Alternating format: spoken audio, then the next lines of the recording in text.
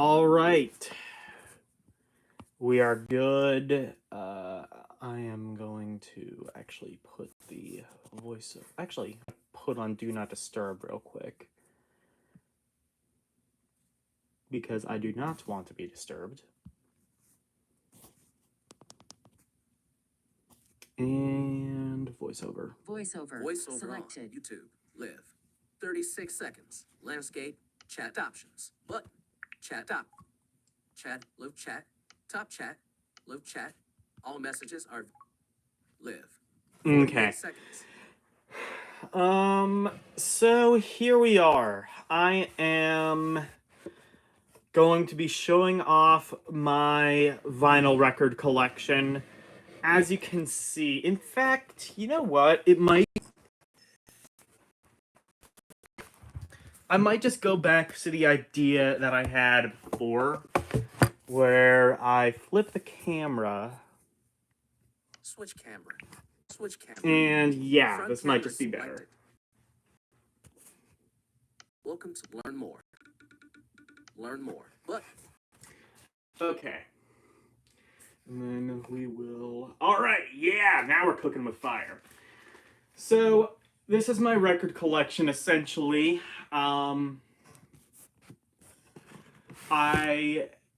I've mentioned in some of your guys' chats, I have over 800 records. So many, in fact, that I can't even get them all in one shot. I don't think I can zoom. No, I can't. I can't zoom out. So this is what we're going to have to do.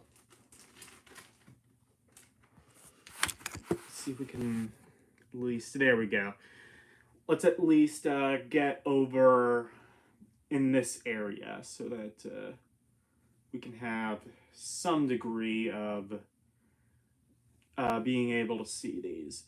So, yeah, over 800. Last I checked on Discogs. In fact, if you were to include the cassettes and 8-track tapes that I also have listed in Discogs, you could probably add another maybe 100, 150. So, in terms of all of that, I don't know, I might have nearly 1,000 pieces of all media logged in Discogs. And that doesn't even count the singles and the CDs that I also have, and have not logged into Discogs yet. But I think my singles might be my next project in terms of that. I've done content involving my records before. Learn more. I've done content involving my records before. That was a little while ago, back when I had a kind of a different audience, I would say, on my channel. Headings. I'm just trying to, like, reposition the iPad. I don't want that... Like, I'm on a table, and that table has, like, a slight bump in front of it. And I don't want to get that in shot. But, anyway. I have done videos on my record collection before. And in fact, real quick, actually, as I wait for everybody to come in, I'll show off, real quick, kind of the equipment that I use right now. So, I actually just recently got this record player. Actually, let's flip the camera again, and I'll... Learn more. Switch camera. Switch camera. I'll just show you real quick, like handheld. This is a Fluence. I believe it is an RT80. Obviously that mat come with the record player. That's just something I got with the Curtis Mayfield special edition LP. It's a really cool thing. It's really, considering how comparatively cheap this thing is, it is an absolute monster. It is the best turntable I've owned. I've owned turntables with more features. Like the one I had before was Victrola brand. which are mostly known for like cheaper turntables nowadays, but they do have like one more up the range that has like, you know, speed control, quartz lock, things like that. This doesn't have that, but it does sound better than any turntable I own, and really at the end of the day that's what mostly matters. I've also owned a record changer, which from a convenience standpoint has been my favorite turntable. That said, you know, again, that doesn't work. This does. That is very important, I've found. Below we have a receiver. That is a Shure receiver. I actually bought it brand new, and at the time, it was pretty much the only analog receiver still on sale. I owned it for, I would say, almost a decade at this point. It still works just fine. It's a pretty nice thing. I kind of wish it maybe had like some more features, like an EQ or something, but you can adjust the bass and the treble. Oh, and also, if we go up, there are some Bose speakers. These are actually my dad's. He bought these back in the 70s or 80s. Still works 100% fine. Maybe like the slight problem, not withstanding the slight problem of these speakers might actually be a little bit too powerful for the system, so it doesn't get particularly loud. They still sound really good though. If we open this, you see that's my cassette player. Oh, actually, no, I'm sorry. That's all stuff. There's a cassette player. This one is also a relatively new acquisition. I had a Pile cassette player before this. It was like an aftermarket. It was a new cassette deck because they do still technically make them. Pile, spelled P-Y-L-E. I would spell it P-I-L-E because it's a pile. Yeah, it was not very good. Very cheap. Very, especially considering what they were selling it for. It was like $100, and it had kind of the build quality of something that was like a sixth of the price. It was not very good. This, however, I want this used because you really just can't get a good cassette player anymore. This has been working pretty well for me though. It does have some features, like it has auto reverse, which is really convenient for me. It has Dolby, which any audio suck. If there are any higher end units where Dolby doesn't suck, because every cassette I've ever tried on this, all Dolby does is just completely eliminate the low end. Welcome. Learn more. Okay. We do have one person joining, it looks like. So, you know, if you want to, please make yourself heard. I encourage conversation. And finally, we have an 8-track player. It is supposed to have a dust cover that has unfortunately broken. It's RCA, very bare bones. Only thing it has really is just this button, which changes the programs. 8-track. It's crap. 8-track is not very it's a very good system, really. You know, it lasted about a decade, a little over that, but which, all things considered, is a lot longer than it realistically should have lasted. That said, yeah. Reason I collect 8 honestly is just because I find it fascinating. I find it fascinating kind of how it works, how you like put a set in, and then in order to eject it, there's no eject button. Like I said, the only button on here is just a button for switching programs. You actually have to manually rip the tape out, which is just you know, for somebody who kind of grew up on CDs and especially grew up on cassettes, it just feels so barbaric. And there's no rewind, no fast forward. It's an endless loop system. So basically, whatever you happen to be listening to at that particular moment that you like rips the tape out, that's what it's going to queue up to. You can't rewind, you can't fast forward. It's an endless loop thing. 4 tracks, stereo. That's where you get the 8 track.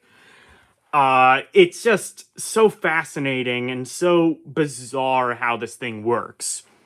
And the 8-track player, admittedly, you know, it's a 1970s, 1980s unit, and it still works just fine. Switch camera. All right. Front camera is So, selected. now that we've got that out of the way, let's get into the records. That's what we came here for, isn't it? So, to start off, here we have, as all good record sections should start with, 2001: A Space Odyssey. Let me actually. There we go. I don't really listen to this. It's just sort of like I'm such a Kubrick fan. I have to own 2001: A Space Odyssey on vinyl. I mean, it's just a soundtrack, instrumental, classic music. You know, it's 2001: A Space Odyssey. What more can you really say? Is that black? No. Oh, it's 38 Special. Right. 38 Special, Special Forces. They're mostly known for songs like Hold On Loosely, Caught Up on You is on this one. Another very kind of interesting one, Firestarters. I own Caught Up in You on 45, and the flip side to that is Firestarters. Really underrated track. If you like the song Caught Up in You, but wish it was kind of a little bit more heavier, a little bit more bluesy, check out Firestarters. It's the flip side to Caught Up in You on the 45, and it's a really good track. I think if they would have let off that as a single, it probably could have been a hit. Except this one is Breaker. This was really Accept's first good album. Mainly because it was the first one they made after they left their first really kind of crappy record label, which made them do disco of all things. If you know Accept at all, they're like a glam group. Sort of like AC/DC, but heavier. There we have, this is another Accept album, Midnight Highway. This is the greatest hits. As far as I know, it is not available on streaming. It is, I don't think it's even available on CD. Don't quote me on that, though. I haven't actually looked. Here we have Accept, Restless and Wild. This was their first really big album. It had like Fast as a Shark and songs like that on it. And then speaking of AC/DC, here we go. This is Powerage. This is a 180 gram reissue. I am definitely far more partial to Bon Scott era AC/DC. So that's like the songs that are like Dirty Deeds, Highway to Hell, Let There Be Rock, Long Way to the Top. Those are probably the big ones. TNT. So I have a lot. I am more partial to that. Welcome to Lit. Okay. So we have that. Then we have, this is another 180 gram reissue, but this is Let There Be Rock. This is my favorite AC/DC album of all time. And in fact, if you want to follow me on TikTok, I could actually, on the replay, I could actually post a link to that. There are some videos where I kind of get a bit political, so if you don't like that, you can skip those. But the main thing that you might be interested in is the music content. I have a series of videos where I go over my 50 favorite albums, and this is on the list. I think it's somewhere in the 30s on that list. But this is a fantastic album. It doesn't really do anything all that phenomenal. It's just a really fun kind of junk foody album. And it's mixed really hot and heavy. Like, what I mean by that is, like, it sounds like all the instruments are cranked up to 11. It's kind of like the loudness wars. Oh, did someone comment? It's kind of like the loudness wars before the loudness wars. Chad Middleton, all good vibes. Yeah. Welcome, learn more. Chad Middleton, all good vibes. Yes. Hello, Chad. How are you doing? I'm just gonna be checking this periodically and having this speak to me because, like I said, I am vision impaired. So if you hear the comment read out loud, that's why. And also, if it sounds nonsensical, then congratulations, the entire internet will know to make a typo. Oh, I got some. Chad Middleton, audio is breaking up. Oh God, is it? Middleton, and on. Crap. Could be poor connection.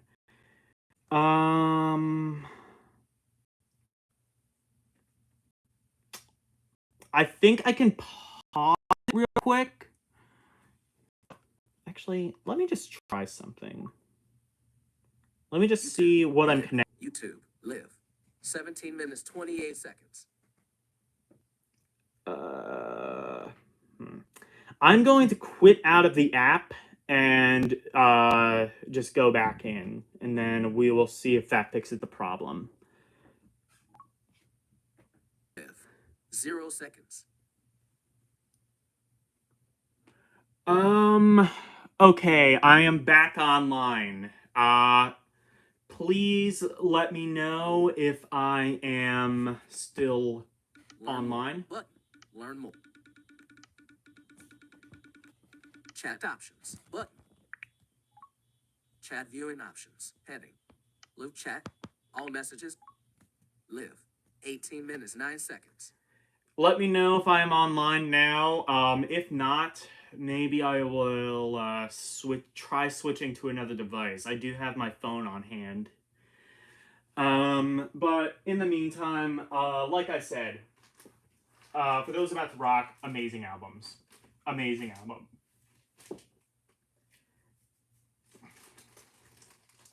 Highway to Hell. This is right at the peak of Bon Scott era AC/DC, at their most commercially popular. And, of course, any AC/DC fan will know that that victory was short-lived because immediately after this album came out, Bon Scott tragically passed away.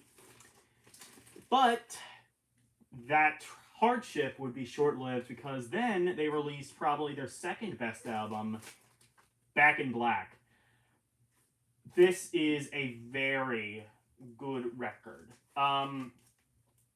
This is kind of a Frankenstein. So this is... I had a copy of this album before, which had really bad sound quality. It was really like messed up, like scratched. And then I got another copy where it played fine, but the cover was really messed up. So I kind of Frankensteined it, and this cover is still a little bit worn. You probably can't see it. Like you can, well, maybe you can see like there's some ring wear on right over there, but otherwise, it still plays fine, and the cover is somewhat presentable, so I'm happy. Chad Middleton, it seems better now. Good vibes. Learn more. Chad Middleton, stream is back. Chad Middleton, it seems better now. Good vibes. All right, thank you so much. Is that what that Is that what that emoji means? Is that what it's because he always uses that same emoji, and I'm like, I've never seen that emoji before. It's a good vibes emoji. Fair enough, I can't complain with that. This one is a live show, Lightning over Japan. This is on the Hell's Bells tour. This is the tour that they had to promote Back in Black. And I think, let me check. I think, yeah, it is. This is a translucent, I would say almost like yellow translucent vinyl record. I would call it like almost lemon colored, in fact. But it sounds great. That was a really good tour, in fact. Because again, like they played a lot of Bon Scott stuff, but Brian Johnson was the vocalist at this point. So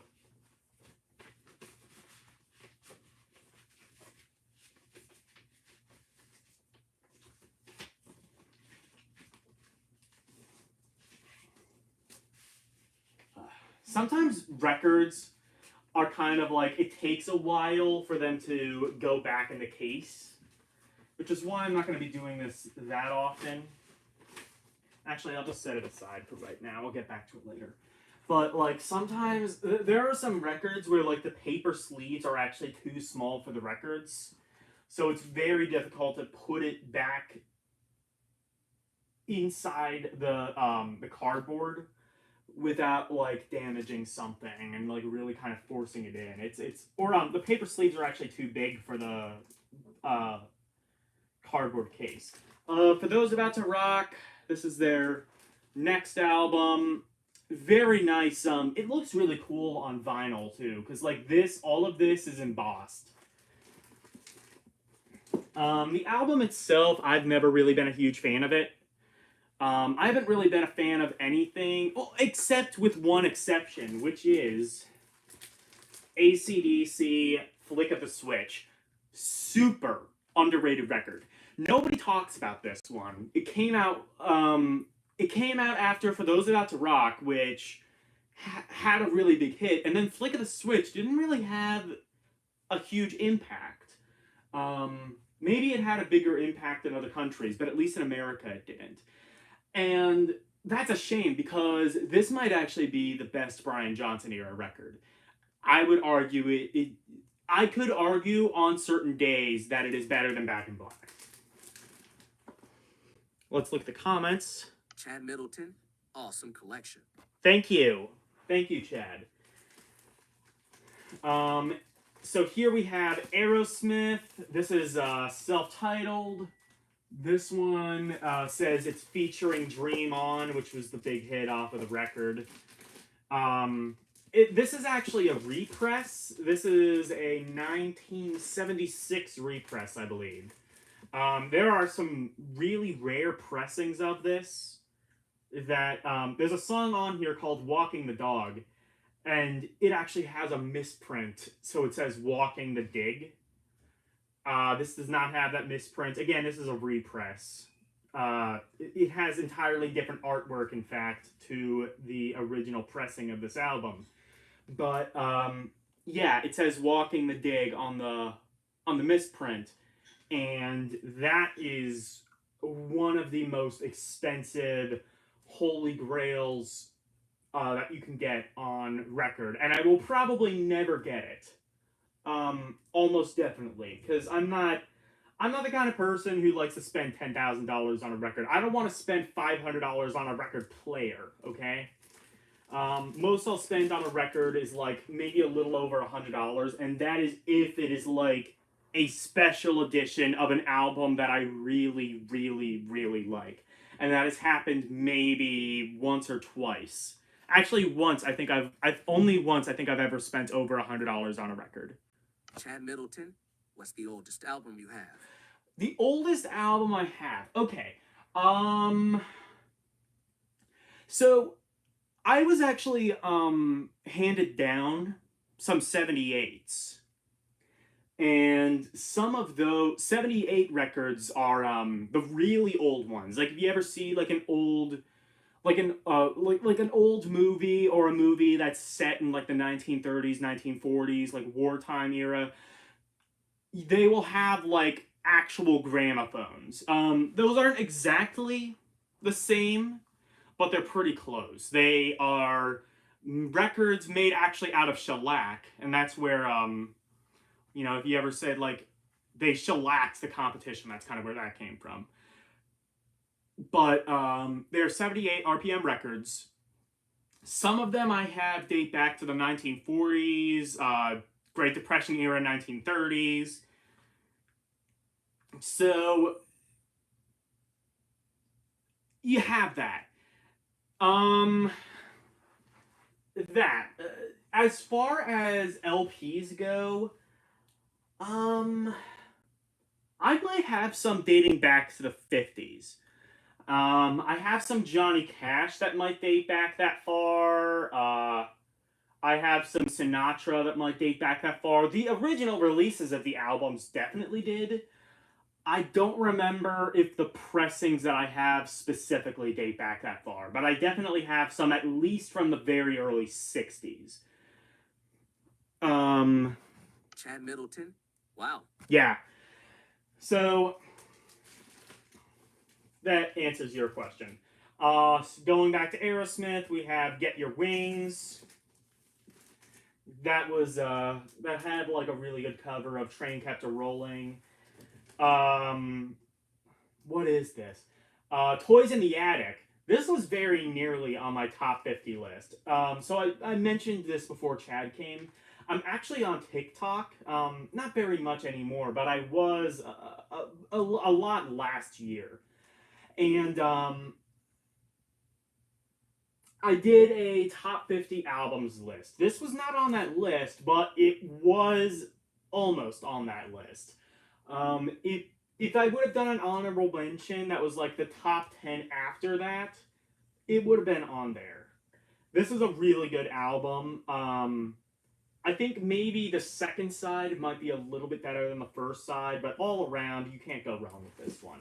And you also can't go wrong with Rocks by Aerosmith. That's also some really good stuff. Back in the Saddle is probably the biggest song off that album, but the entire album, just front to back, killer. Draw the Line. This is kind of when Aerosmith's fame was starting to fleet a little bit, but it does have the song Draw the Line. It also has Kings and Queens, and this is a really nice, like, kind of like, like hand-drawn album, sort of caricature-esque. Reminds me a lot of the Beatles' Revolver album, and kind of how that's designed. I like that design, though. Aerosmith, Nut in the Ruts. This has a really good song cover of Remember. It also does feature the line, "Vaccinate your ass with a phonograph needle." And really, what more do you want out of an album? "Vaccinate your ass with a phonograph needle" is something I wish I would have put as my senior quote. But I also probably would not have gotten away with it, because it does say ass. And again, they do say ass in the Bible. Maybe I could make that argument. Well, if I ever go back to high school, I'll let you know. Aerosmith Classics. This is Volume 2. This is a live collection of live songs. Really good. Chad Middleton. Wow. Show latest messages. Show latest messages. Chad Middleton. What's the old Chad Middleton? Face with tears of joy. Yeah. And then this is like the only late era Aerosmith I have, which is Done with Mirrors. Honestly, I'm not going to listen to this album again because I might get rid of it. I don't like this album. I'm not a huge fan of like 80s era Aerosmith. I have warmed up to it slightly more as I've gotten older because I kind of, beneath all of like the 80s cheese, you can kind of get a better grasp of what they were going for. Like kind of trying to make the Aerosmith sound transition better over to the 80s. Because even in the 70s, it kind of had like a very old-fashioned, old-era blues sound. And in order for that to work in the 80s, they had to change a lot and make it a lot more mainstream. And amazingly, they were able to do it all. That is, Aerosmith is a band that should not have lasted as long as it did, but they really did defy all expectations. Alice Cooper, Love It to Death. This is a fantastic album. Front to back. Amazing. Same can be said with Killers. Has some really good songs like Under My Wheels. Dead Babies, my favorite track off this album. Here we have, this is, what is this? Is this a live? No, I think this is actually, is this School's Out? It is. This is School's Out, and it actually, this album actually, if I were to take it out of the plastic, it would actually transform into a school desk. So this was around the era, like 1971, 1972, when they were really doing a lot of gimmick covers. Like Uriah Heep had the Look at Yourself one, which was like, it had like a physical mirror. You also had Sticky Fingers, which by the Rolling Stones, which came out around that time. That famously had the zipper. Alice Cooper did a couple of those. Like the original release of the Killers album had a like a calendar of the year 1972, and then after 1972 they just removed that. And similar thing with the next album, Billion Dollar Babies. This one had actually, this one has some embossed things, and then if you I think anyway, yeah, you can actually like punch these out. And then finally, this one is in really rough shape because they all are after this time, but it is Muscle of Love, and this is supposed to be like a cardboard box. You will be hard-pressed to find a copy of this that still looks presentable or even holds together properly. But, you know, I have that, and it still plays fine, so unless I find, like, a copy that's in immaculate condition, I'm not going to replace it. Welcome to My Nightmare. This is the best Alice Cooper album, in my opinion. This is on my top 50 albums list. Fantastic record. Again, back to front. Same cannot be said for Goes to Hell. This is not a very good album.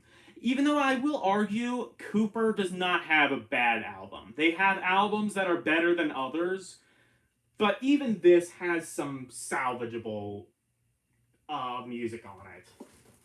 This one is probably the closest he gets to a bad album, though. Oh, no, wait, no, I'm sorry. I thought I had Lace and Whiskey. I don't. This one is From the Outside.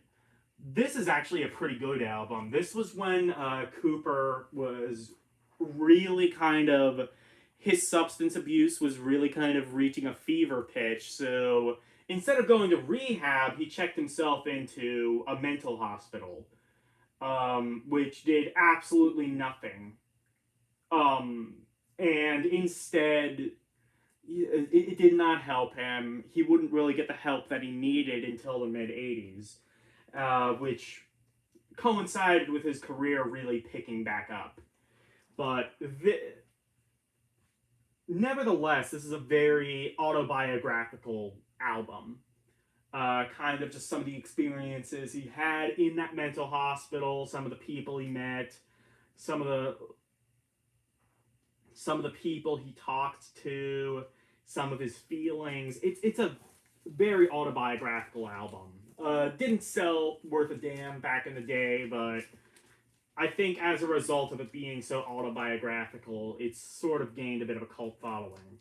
Something that hasn't gained a cult following, and probably should, is Flush the Fashion. This was an era where Cooper was just so plastered and so out of it by this point, he will go on record and say he does not remember this album at all.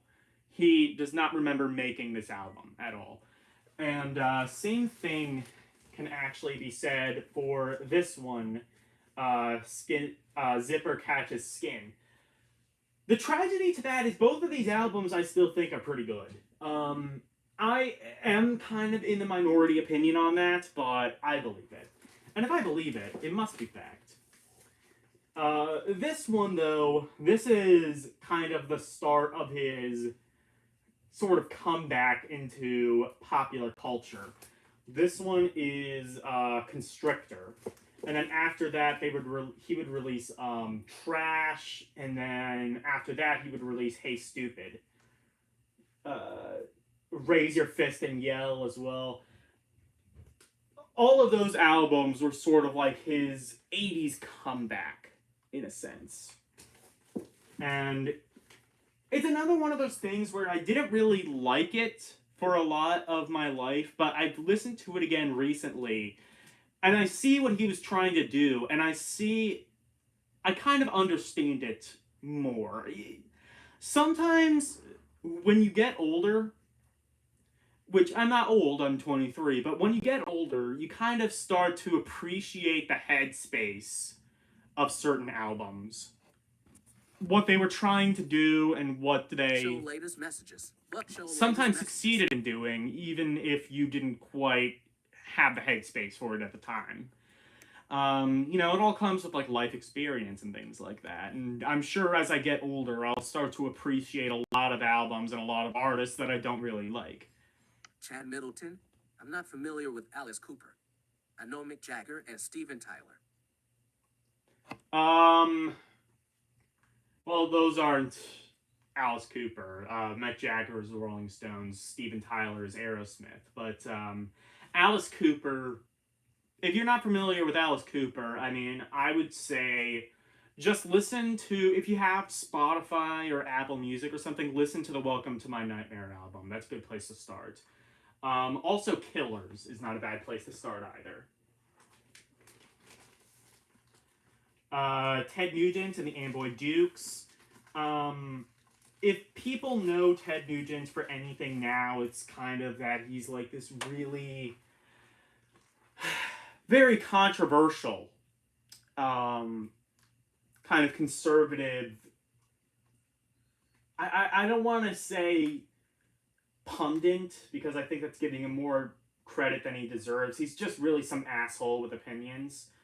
But regardless of where you stand politically, he is one of the greatest guitarists of all time.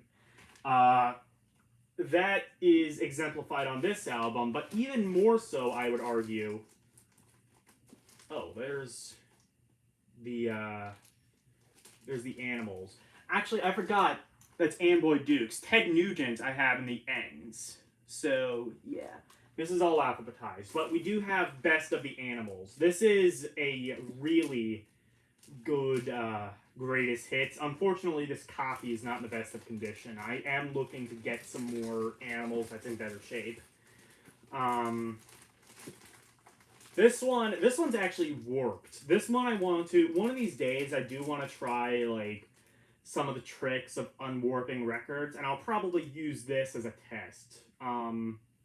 Maybe I'll report back to you on how all of that is, but yeah, I do like the Animals. They have, House of the Rising Sun. They didn't originally do that song. It was Woody Guthrie, but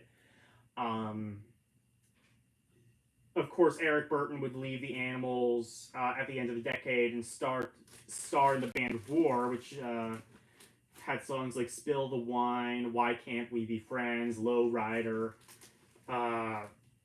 You might know it as a theme to George Lopez.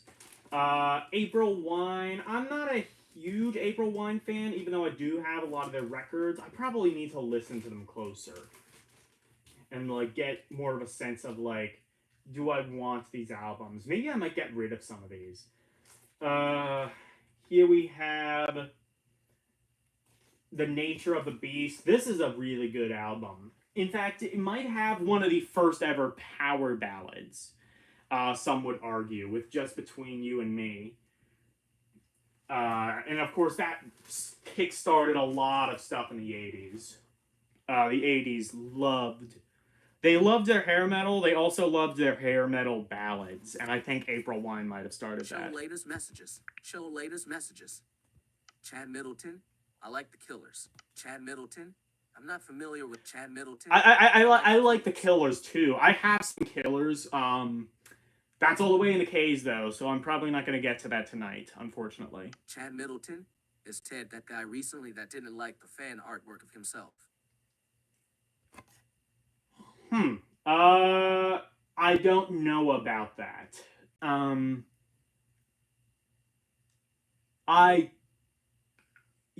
don't know anything about that. It's possible. He is a pretty pretentious guy, all things considered. It could also be Gene Simmons. That sounds like something he'd do. Another April Wine. I actually don't know the titles of some of these albums. Here's a more recent band. This one is called The Apples in Stereo. I recommend checking these guys out. They are very Beatles inspired. It's like a late 90s band. This is obviously after the 90s. I think this was like, I don't know, mid 20-teens, something like that. This pressing of the album. But Strawberry Surprise is a good song. Or Strawberry Fire, I mean. The entire album just sounds fantastic. Very psychedelic. Arcade Fire. This is in my top 10 albums. The Suburbs. In fact, I think it might be my third favorite album of all time. And my brother got me into this album. I don't really like any other Arcade Fire albums that I've heard, but this one is fantastic. It's a concept album, musically, sonically, very diverse. It is just absolutely fantastic. Just production sounds very almost Beatles-esque. Songwriting is top notch. We have Asia, self-titled, Heat of the Moment, Time Again, Only Time Will Tell. Fantastic stuff. We also have Axe. I actually haven't listened to this full album yet, but my understanding is it's sort of like 80s hair metal. I've seen some of their stuff in record stores a lot, so fairly recently I just picked that one up. Bachman Turner Overdrive, self-titled. Bachman Turner Overdrive 2. This is a much better album, I think. Fantastic. Also very fantastic. Not Fragile. And then we have Four Wheel Drive. And what is this one actually? I can't remember the name of this. Oh, it is Bachman Turner Overdrive Freeways. Those last two albums weren't really huge commercially, but I still like them. Bad Company, self-titled. This was the only other band that I can think of that was on the Swan Song label, which was actually Led Zeppelin's Vanity label.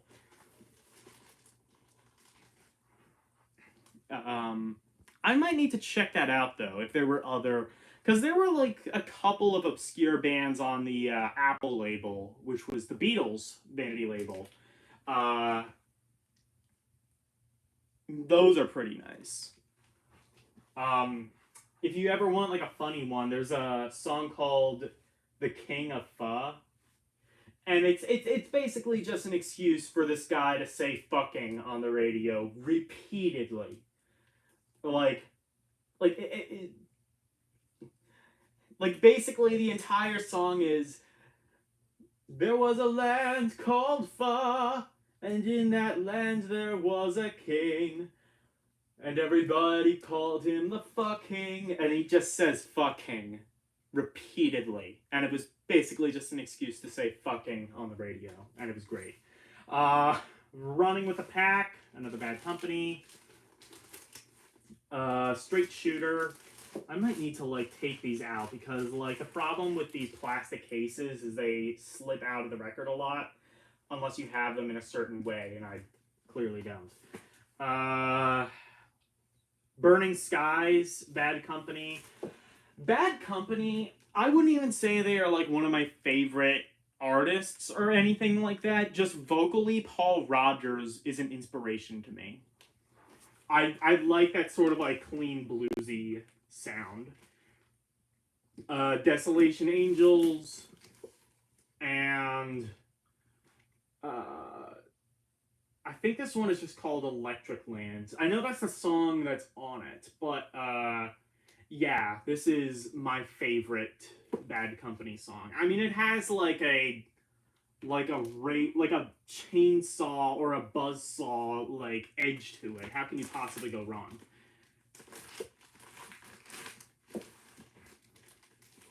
And that also has the Shrink on it. Badfinger, speaking of bands that were on the Beatles' Apple label, this one isn't. It's on Warner, but this was one of their later albums. Still very good, though.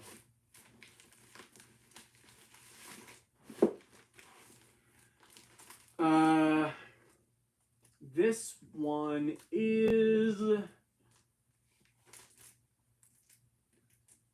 Which one is this?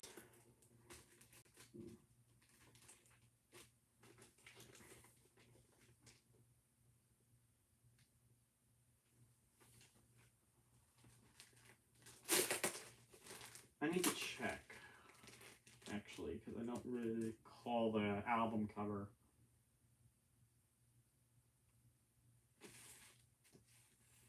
Oh, is this, no, it's not Boomtown Rats.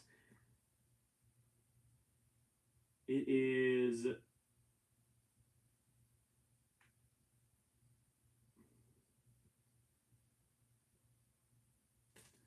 Oh yeah, this is the one that I bought because of the album art, actually. And it's Something's Army. Album itself isn't that great, I would say, but, I mean, the album art, I might honestly get rid of it, or at least give it another listen. Maybe I'll appreciate it more. This one is,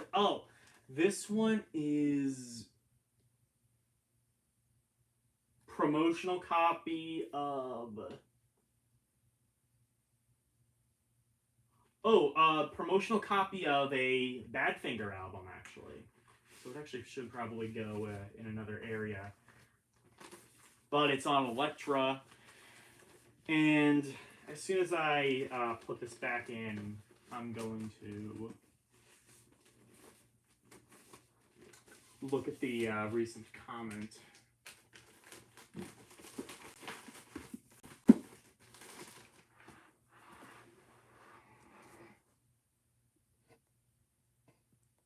Show latest messages. Show latest messages. Chad Middleton? Is Ted that guy Chad Middleton? Wow, I didn't know about that song. You're very informative, good vibes. Thank you. Thank you.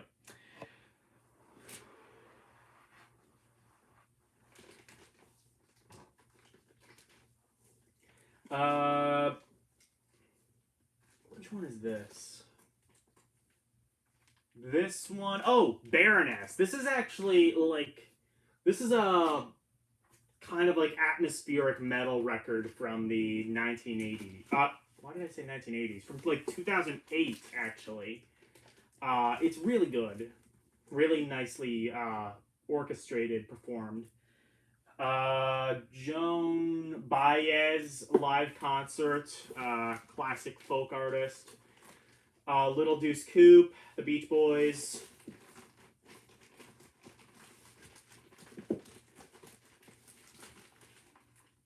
Pet Sounds, this is a remaster. One of these days I'll have to get an original pressing, but Pet Sounds is an album. It took me a while to really get into it, but when I did, I fell in love. Good Vibrations. This is in really rough shape, but yeah, Good Vibrations by the Beach Boys. It's actually a repress on Pickwick. Here we get into the Beatles. And in fact, the rest of the shelf is going to be all Beatles. So we have Introducing the Beatles. That was their first album released in the United States. Essentially, it is just Please Please Me, the UK released album, but slightly retooled. They get rid of the song Love Me Do on that album, which is strange because that was probably the biggest hit off of it. The Beatles' second album.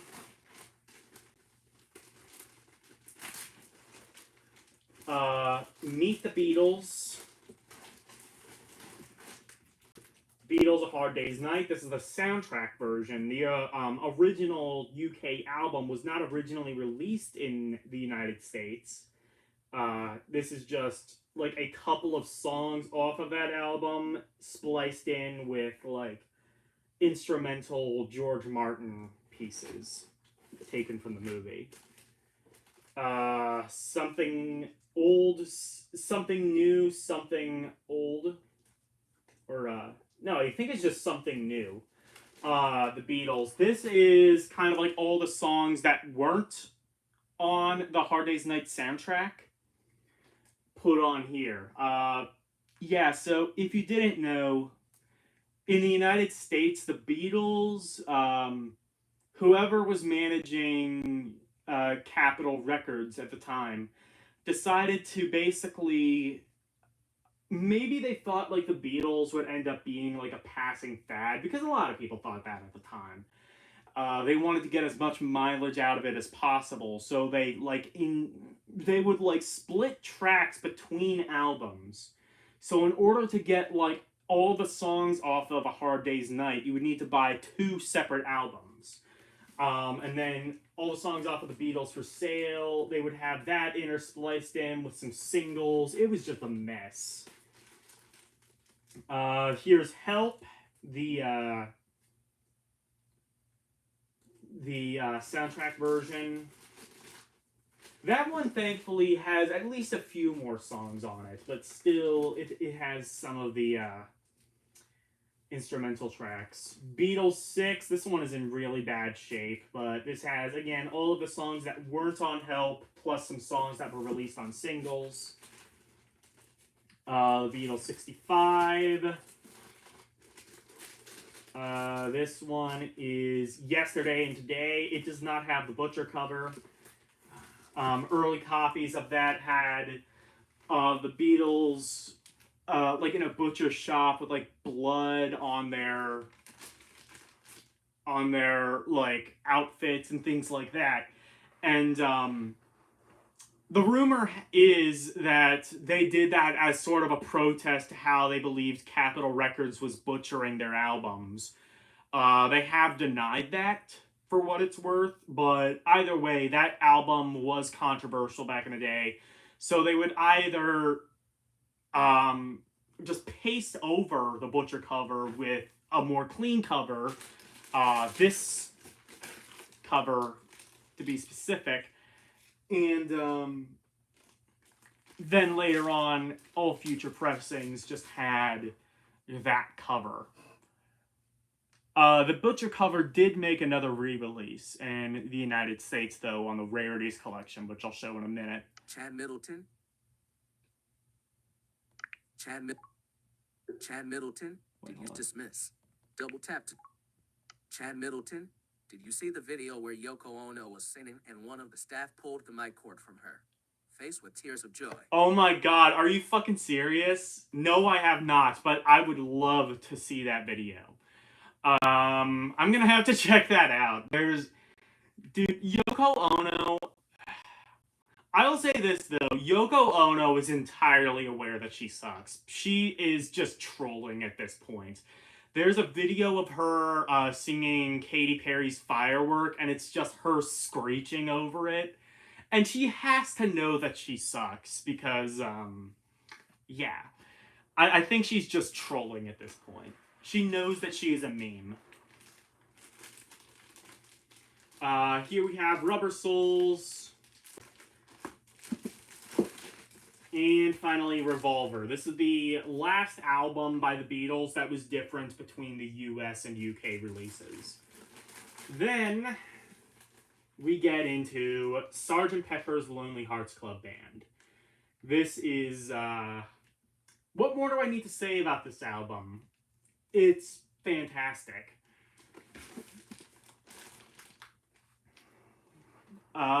Just fantastic piece of music.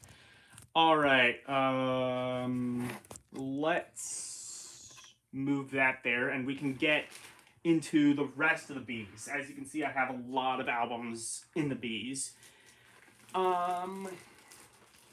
So there we have the Beatles Magical Mystery Tour. I actually just put this one on recently because I had my little nephews over. And the Beatles were one of my favorite bands of all time when I was a little kid. They were one of the first bands I listened to that wasn't, performing Baa Baa Black Sheep, So, the Beatles. Fantastic. And yeah, you got to indoctrinate your young kids into the Beatles as soon as possible. The Beatles' White Album, and the Beatles' Abbey Road. This is my favorite Beatles record. And in fact, I think it is also in my top 5 albums of all time. Masterpiece. This is the Beatles live at the live Applejacks, live at on the roof of the Apple Records studio. This is a really good album. It's again warped, so I would like to fix it at some point, but this probably won't be the first one I do it with because this was kind of pricey.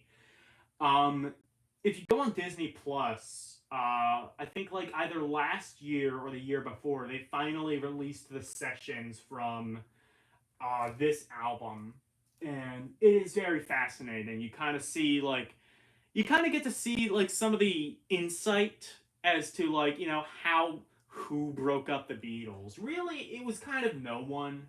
It was just kind of like a mix between like John, Paul, and John Lennon, Yoko Ono, Paul McCartney, Linda McCartney, and overall just management wearing them thin. But it's a lot of things, really. There was no one person who broke up the Beatles. Let It Be, the Beatles.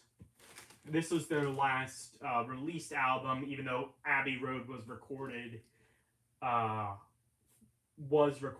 after this one.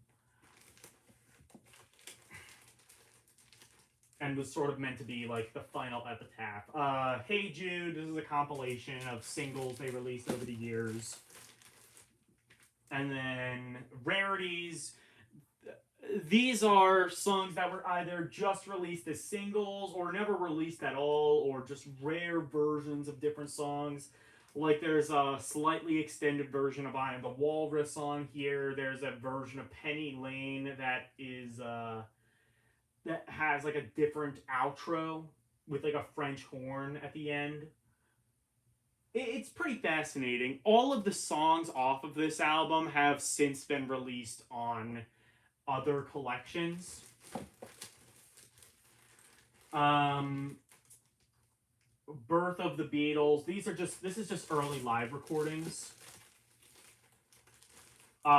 This is also an early live recording. This is, I think, from 1964, 65. So one of the last tours they really did before they just ceased being a live band entirely and devoted their craft over to the studio.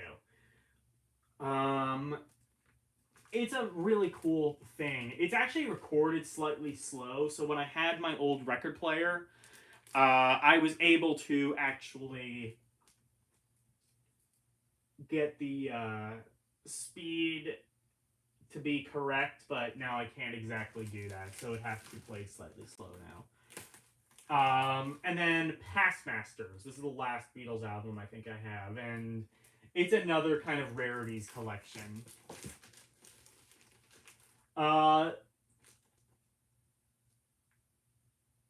This is Beck and Bogert. This actually has... So it's interesting. This has a song on here called Superstition. Now, you might know this song because Stevie Wonder more famously recorded it and scored a hit with it. Depending on who you ask, it's debatable which version actually came first. But to my understanding, I believe... So Beck and Stevie Wonder worked really closely together, and I believe it was Stevie Wonder who wrote the song, and he gave it to Jeff Beck with the assumption that he would put it on an album. But then Beck heard Wonder perform it and thought that he should release it as a single.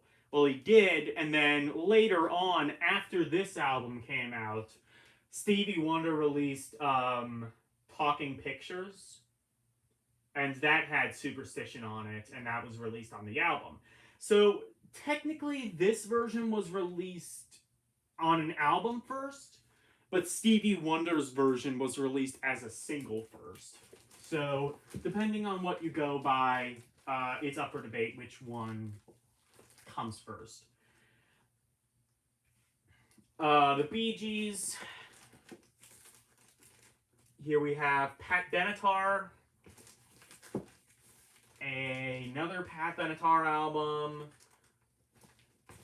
And another Pat Benatar album. And I think this is the last one. Yeah. I like Pat Benatar. I wouldn't say she's like my favorite or anything, but she's really good.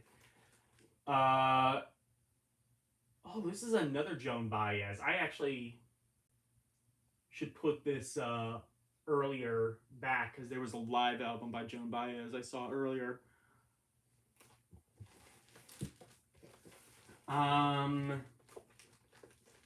Here we have Big Audio Dynamite.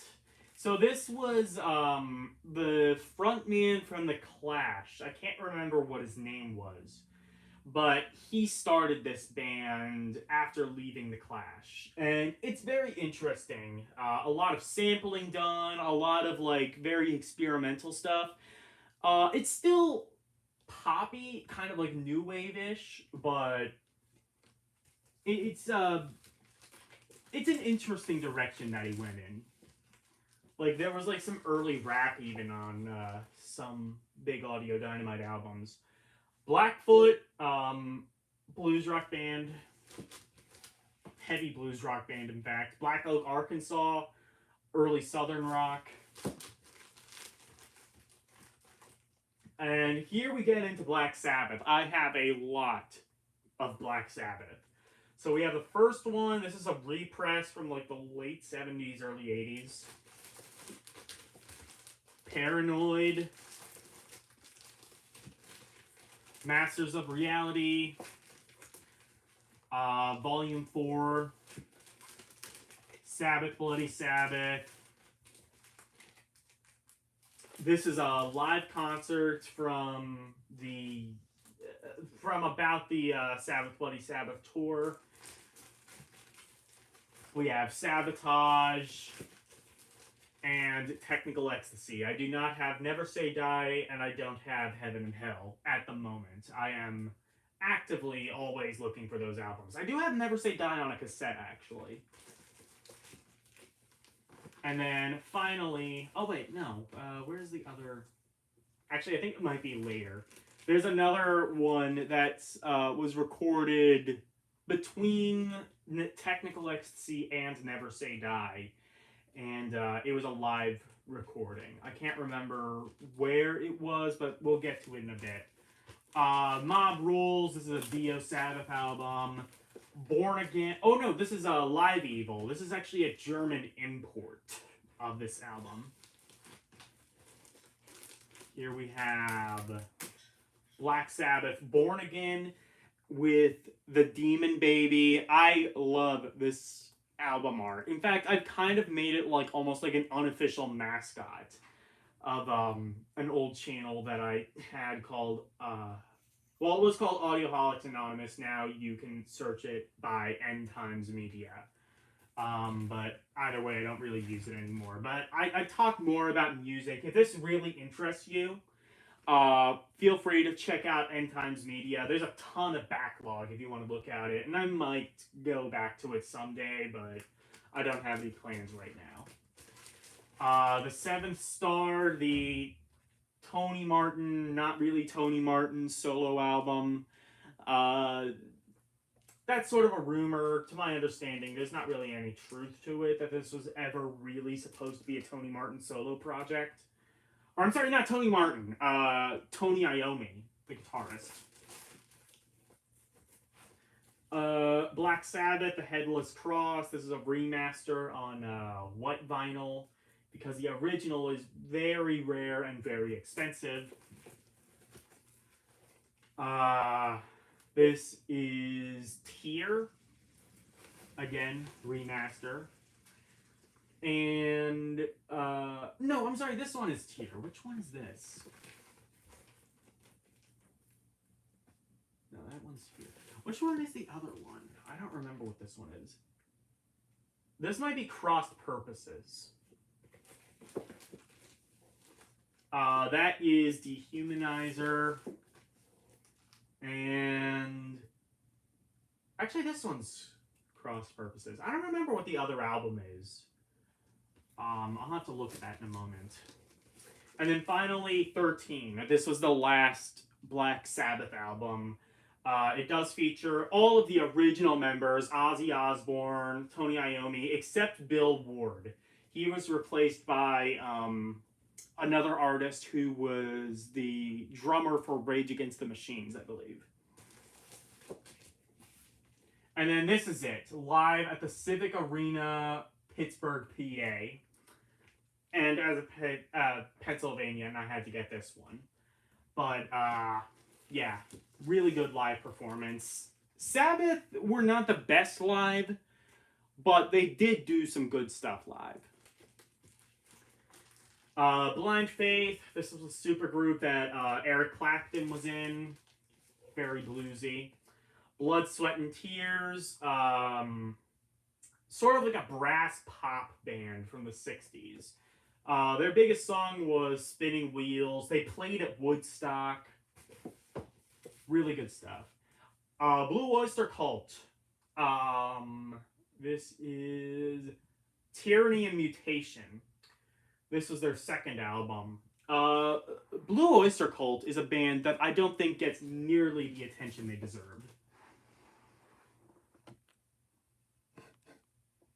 Show latest messages. Show latest messages. Chad Middleton, great Beatles collection. Go on Veeps. Thank you.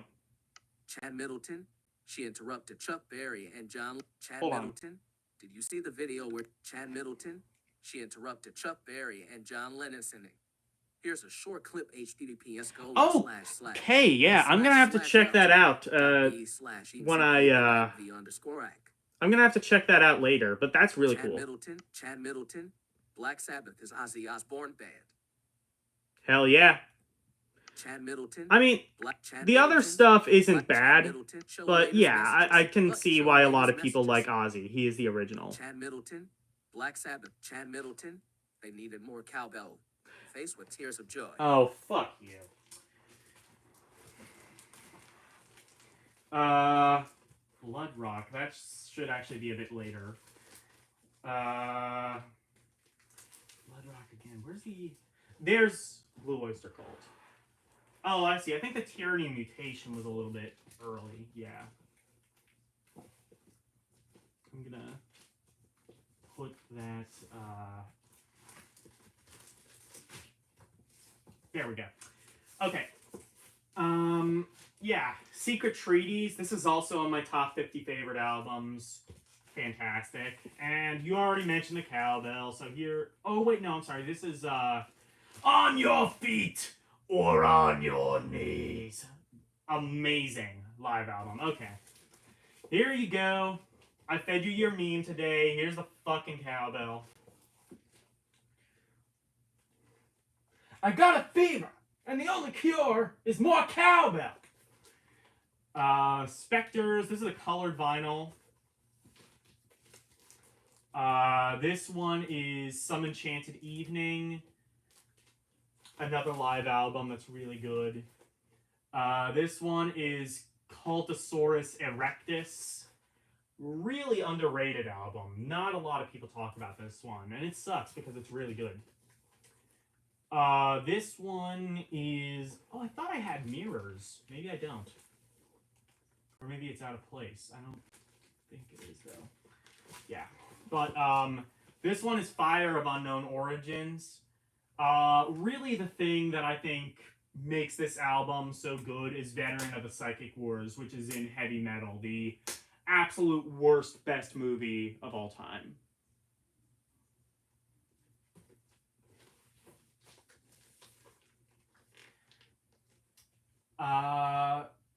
Which one is this?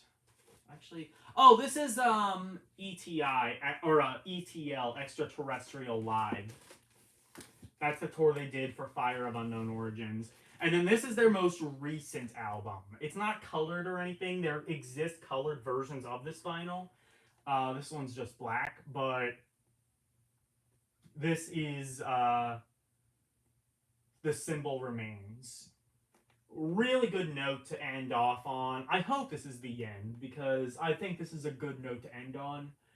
I mean, I guess I wouldn't mind seeing more Blue Oyster Cult, but yeah. I have seen Blue Oyster Cult live, and in fact, I think in this album I have the tickets for the Blue Oyster Cult concert that I went to.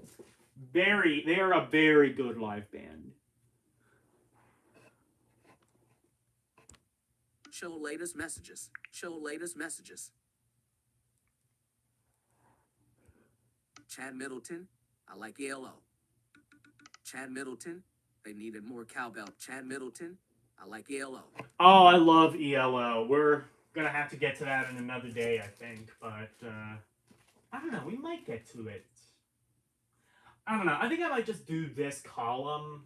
I know it's gonna be short, but my logic is I don't want it to be too long, because I think on the replay it's gonna make more sense if we do it a little bit shorter. So this isn't gonna be like a 3-hour stream, but I'll do this shelf and then the shelf below it, and then we will be done.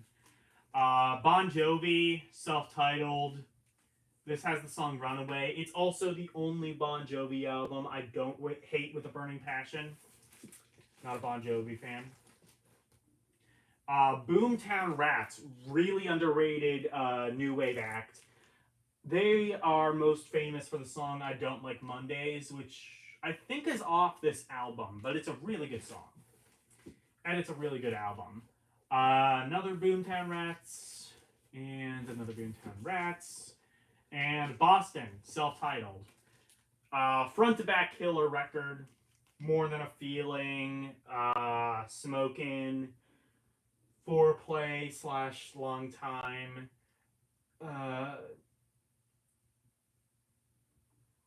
Rock and Roll Band. Good shit.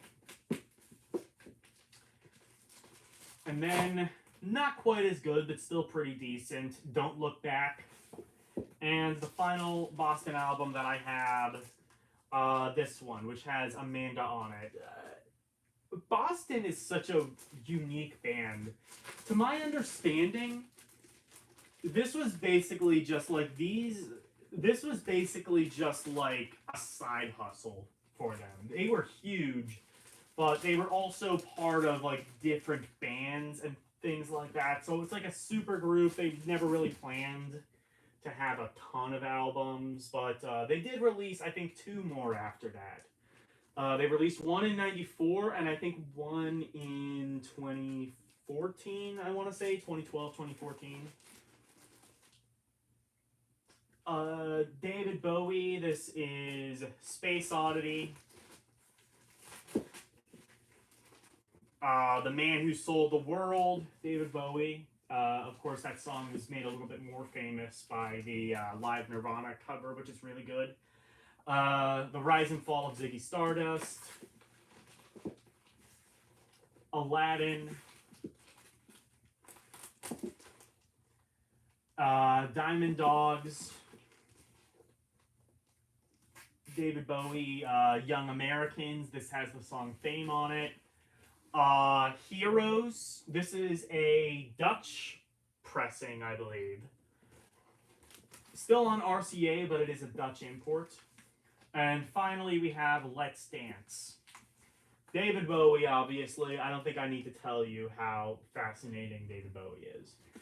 And then... which one is this? Phil Collins and Percy ones. Why is this in... I don't think this should be in the B's, but it is for some reason. I don't know. I might take that out. I think it should be like at the end of the other Phil Collins. But it's like Phil Collins and some other... Oh, you know what? Never mind. I think the supergroup that it was a part of began with B, so I will keep that there. But yeah, it's Phil Collins and some kind of supergroup. I don't really remember what it was, but it was kind of like more jazzy and experimental, not like super poppy like the things Phil Collins was super known for. Jackson Browne, Running on Empty, classic. Brownsville Station, really nice band. They were really their only hit was like Smokin' in the Boys Room, which Motley Crue would later cover. But this entire album is just a really good, just kind of like rock and roll junk food album. And finally in the B's, we have which one is this?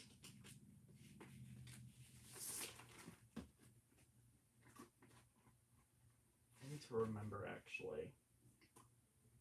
On IRS, it is...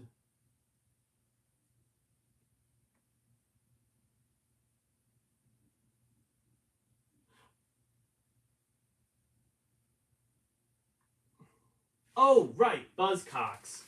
Really good Buzzcocks record. Buzzcocks was sort of punk around the same time as like Sex Pistols, The Clash, the Ramones, The Damned, bands like that.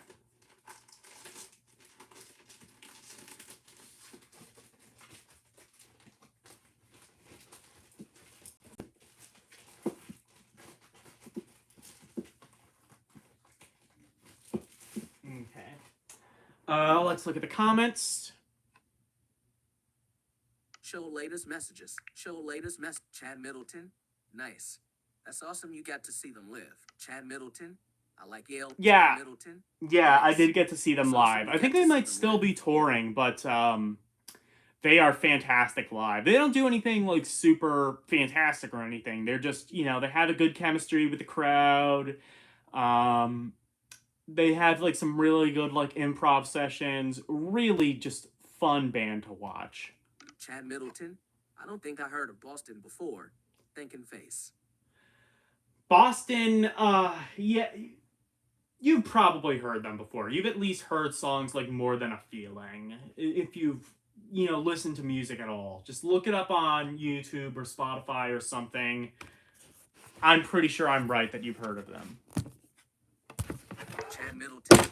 Nice. Yeah. That's awesome you got to see. I am going to have to actually, for the C's, I'm going to have to actually do this and then... Chat options. Button. Chad Middleton. I watched the Beach Boys live years ago. They had John Stamos from Full House with him. Oh, God. I'm so sorry. That, like, it was basically a Mike Love band at that point, then, wasn't it? Yeah, there was, there were good and not so good eras of the Beach Boys. Chad, switch camera. Okay. Switch camera. Back camera. So I'm gonna select- do the C's, and then I'll probably end it for right now. So starting off, we have Candlemass, really good doom metal band. I also saw these guys live. They are very much, they're like Black Sabbath, but a lot more gothic feeling. I would say instrumentally, I would argue they might be even more impressive than Black Sabbath. I don't enjoy them more than Black Sabbath, but I do enjoy that album. They also have like a bunch of different eras to them. So we have the Wait, is this the Cars album? No, it's not. I'm sorry. This is Canned Heat. Actually, I might set that one aside. I'll get rid of it eventually. Eric Carmen, All by Myself. This one is the Cars, 1978.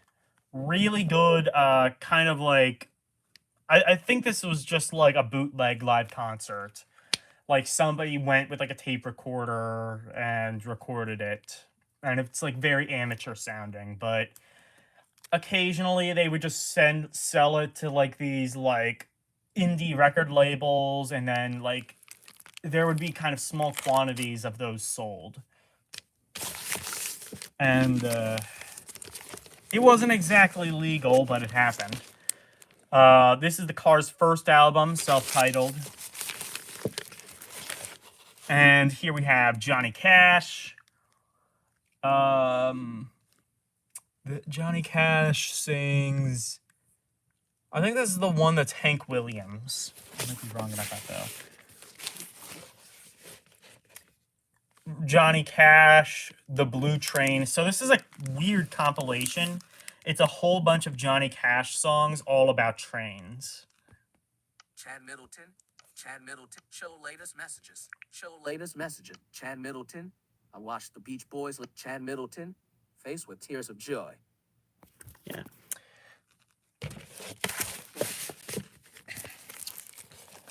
We have Johnny Cash, Funny Girl. This one has a pretty cool Rolling Stones cover on it, actually. No Expectations. And this one is... what is it?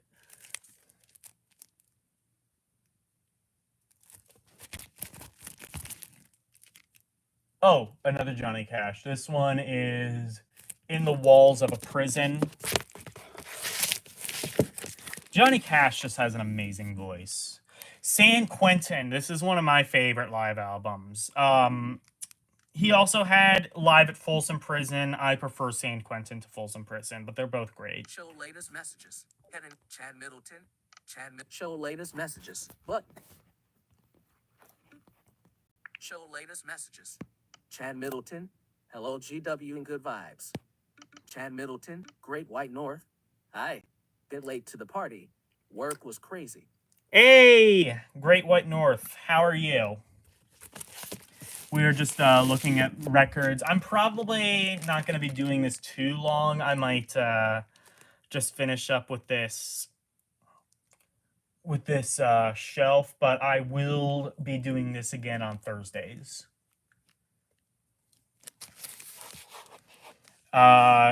Chad and Jeremy, they are most known for the song A Summer Song. It's that song that goes, soft kisses on a summer's day. There's also the song Master Quigley, which was in Once Upon a Time in Hollywood. The greatest hits of Ray Charles, all live recordings in kind of simulated stereo. This one is Cheap Trick in color. This has the original studio version of I Want You to Want Me. Live at Budokan.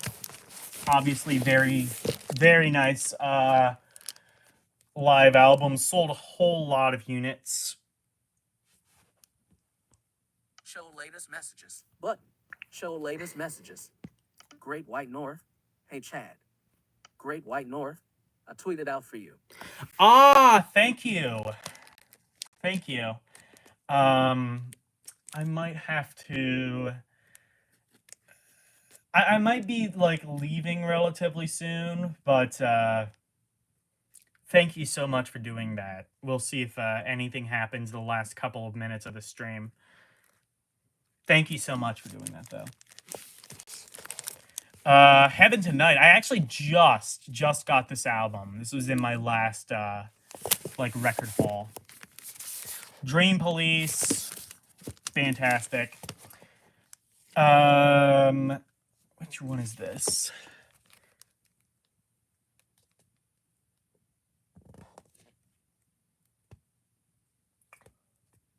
I actually don't remember what album this is. A lot of the later Cheap Trick albums were kind of forgettable, but they aren't terrible. This one I think is All for One. No, it's not. I don't remember. And this is their most recent album.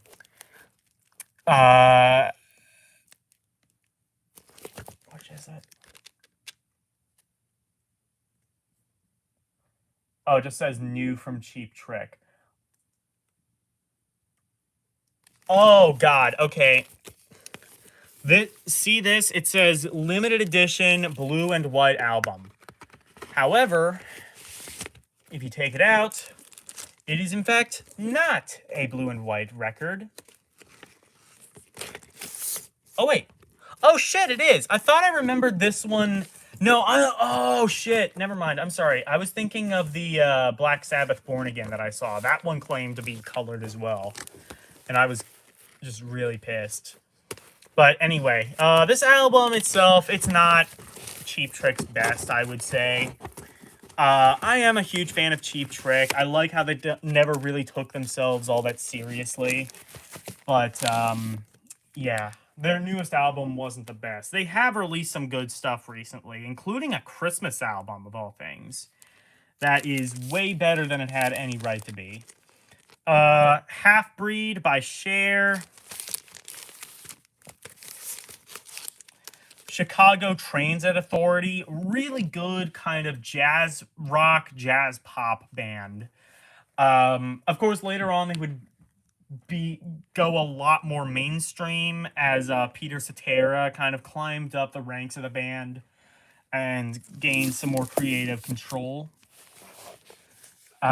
Chicago, this is self-titled. So the fun fact about Chicago, the original name of the band was Chicago Transit Authority. And then they just shortened it to Chicago. So technically they had two self-titled albums, one after the other. This one is Chicago.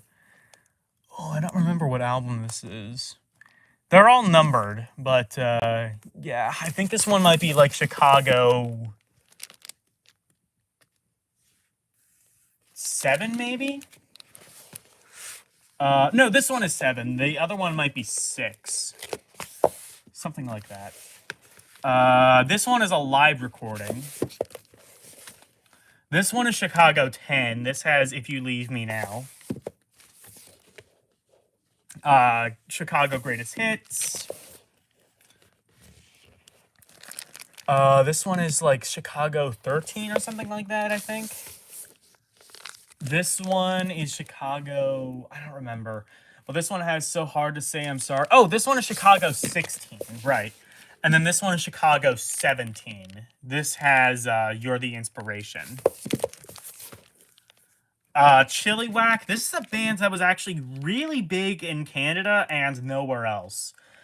This album, however, was even bigger. This one has the song Gone, Gone, Gone, which is, I think, their biggest hit. This is a band that was really big in Canada.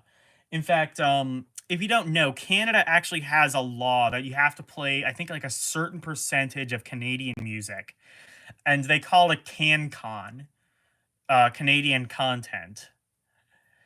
And they even have their own version of the Grammys. They call it the Maple Awards. That is exclusively Canadian artists. So they take care of their own in Canada.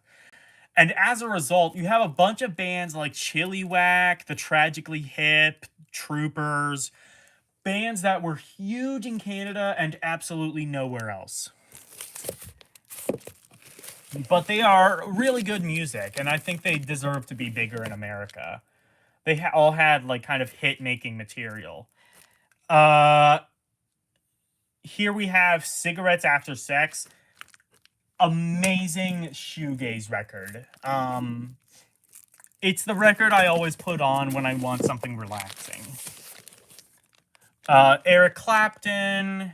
I think this is just self-titled.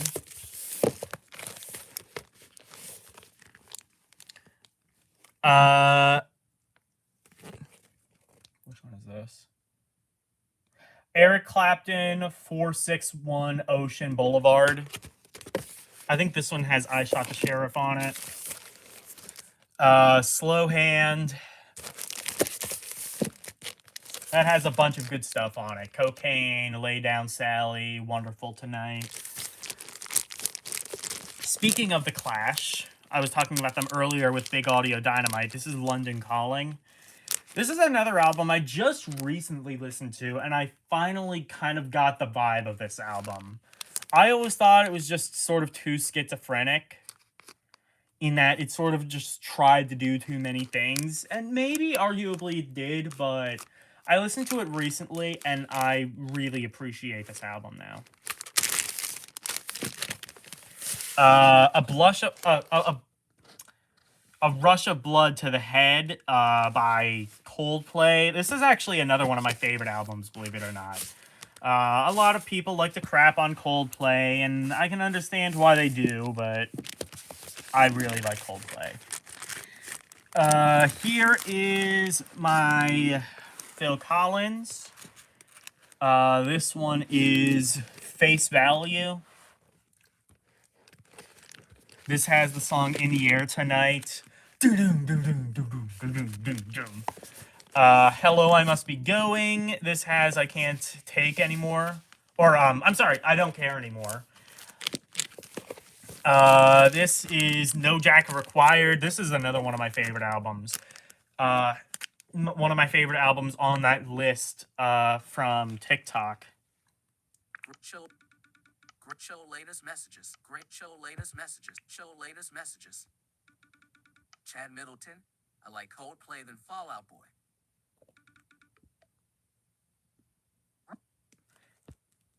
Great White North. Great White North. I tweet. Great White North. Chad Middleton. I like Coldplay than Fall Out Boy. Yeah, I mean, I don't know if I'm a huge fan of Fall Out Boy, but I love Coldplay. Especially their early stuff, like Rush of Blood. What was their first album called? I think it was... I don't remember if it was called Yellow, but Yellow was on that album. And then this one is But Seriously. This is a German pressing, I believe. And it has the song Another Day in Paradise. Sam Cooke. This was the last thing I was actually listening to. I just took it off my player. Collection of greatest hits, collection of Sam Cooke. Really good old school blues. Cosmos Factory. Creedence Clearwater Revival. This has, songs like Willie and the Poor Boys, Fortunate Son, and a bunch of others. Creedence Clearwater Revival Live, Greatest Hits Volume 1, Greatest Hits Volume 2, and another Greatest Hits collection. I need to get more Creedence Clearwater Revival. It's surprisingly kind of hard to come by. But, we have Jim Croce, You Don't Mess Around with Jim. Great album, sonically really good. Another really sonically good kind of acoustic rock album is Deja Vu by Crosby, Stills, Nash and Young. Of course, now you can't get it on Spotify because, look, Neil Young was just looking for an excuse to take his shit off of Spotify, and the whole Joe Rogan thing was just the excuse he was looking for. Like, oh, a bunch of people were pissed off at Spotify because of Joe Rogan doing his thing, and Neil Young, who always hated Spotify, was just looking for an excuse to take his shit off there again. Because it was only briefly on there for a little while anyway. Crosby, Stills, Nash and Young so far. Greatest Hits collection. Crosby, Stills and Nash. Daylight again. This was a later CSN album. And then also this one, which is Crosby, Stills, and Nash. This one might be self-titled, maybe? I can't remember. And that is the first... one. Show latest messages. Show latest messages. Chad Middleton. Why Neil put his songs on Spotify if he didn't like them. Switch camera. Switch camera. Chad Middleton. Why Neil put his songs on Spotify if he didn't like them. I mean, the music industry right now is kind of just a double-edged sword, really. Like, Spotify, they're pretty much the only game in town. If you want to make any kind of money, you put your shit on Spotify. However, or if you want any kind of notoriety at all, you put your shit on Spotify. Otherwise, you're basically, nobody cares about your album, because that's just how people listen to music. That said, Spotify barely pays their artists. So it's kind of double-edged, really. And you know, the whole thing with Joe Rogan, it's just like, oh, Joe Rogan was like showing like COVID-19 vaccine skepticism, and Spotify at the time were getting a lot of hot water for hosting his podcast, even though, whatever, you know, don't censor people, I think, if they disagree with you, whatever. Joe Rogan, I don't think was ever like this is my personal opinion. I don't think Joe Rogan was ever a malicious person. I think he's just really stupid.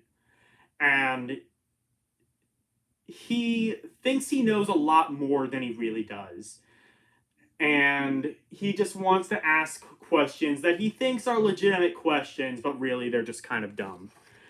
That's my opinion on that now basically dead controversy, because Spotify basically did sort of a half measure, and it was like, okay, we'll have Joe Rogan on, but if you mention COVID-19, or basically on all of his podcasts now, there's like a little like note like, hey, there might be COVID-19 disinformation, get the real information here. Show latest messages. Dyer 51. I have never once used Spotify, nor did I ever plan to. I see. Chad Middleton. I didn't know that about Spotify. Dyer 51. Hey, Chad. Chad Middleton. Hello, Dyer. Chad Middleton. Dyer 51. You got anything by Rush? I do. That's gonna be a little while though. I'm actually probably going to end right now. You know what? Now that people are here, actually I will do the D's. He said do the D. Okay. But this is all of my records beginning with D. Oh, I'm sorry. No, this is that's beginning with J. This one is beginning with D.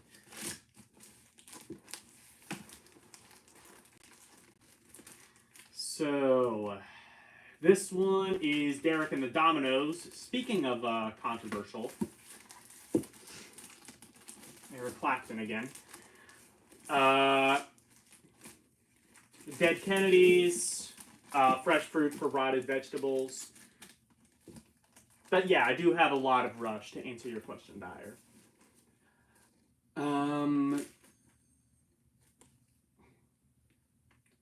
Which one is this? Oh, this is another Frankentist. Dead Kennedys. Dead Kennedys, Iguana Studio rehearsal tapes from 1978. Just like more raw versions of stuff that would eventually be on like the first album, and just some kind of like outtakes and things like that. It's very fascinating, I think. And then we have Bedtime for Bedtime for Democracy by the Dead Kennedys, and that was their last album. He would have the guy from Dead Kennedys would eventually go on to form bands like DOA, and Lard is another really good one. But I think if there's any bands that needs to do like a reunion album or even just a reunion tour, right now, Dead Kennedys.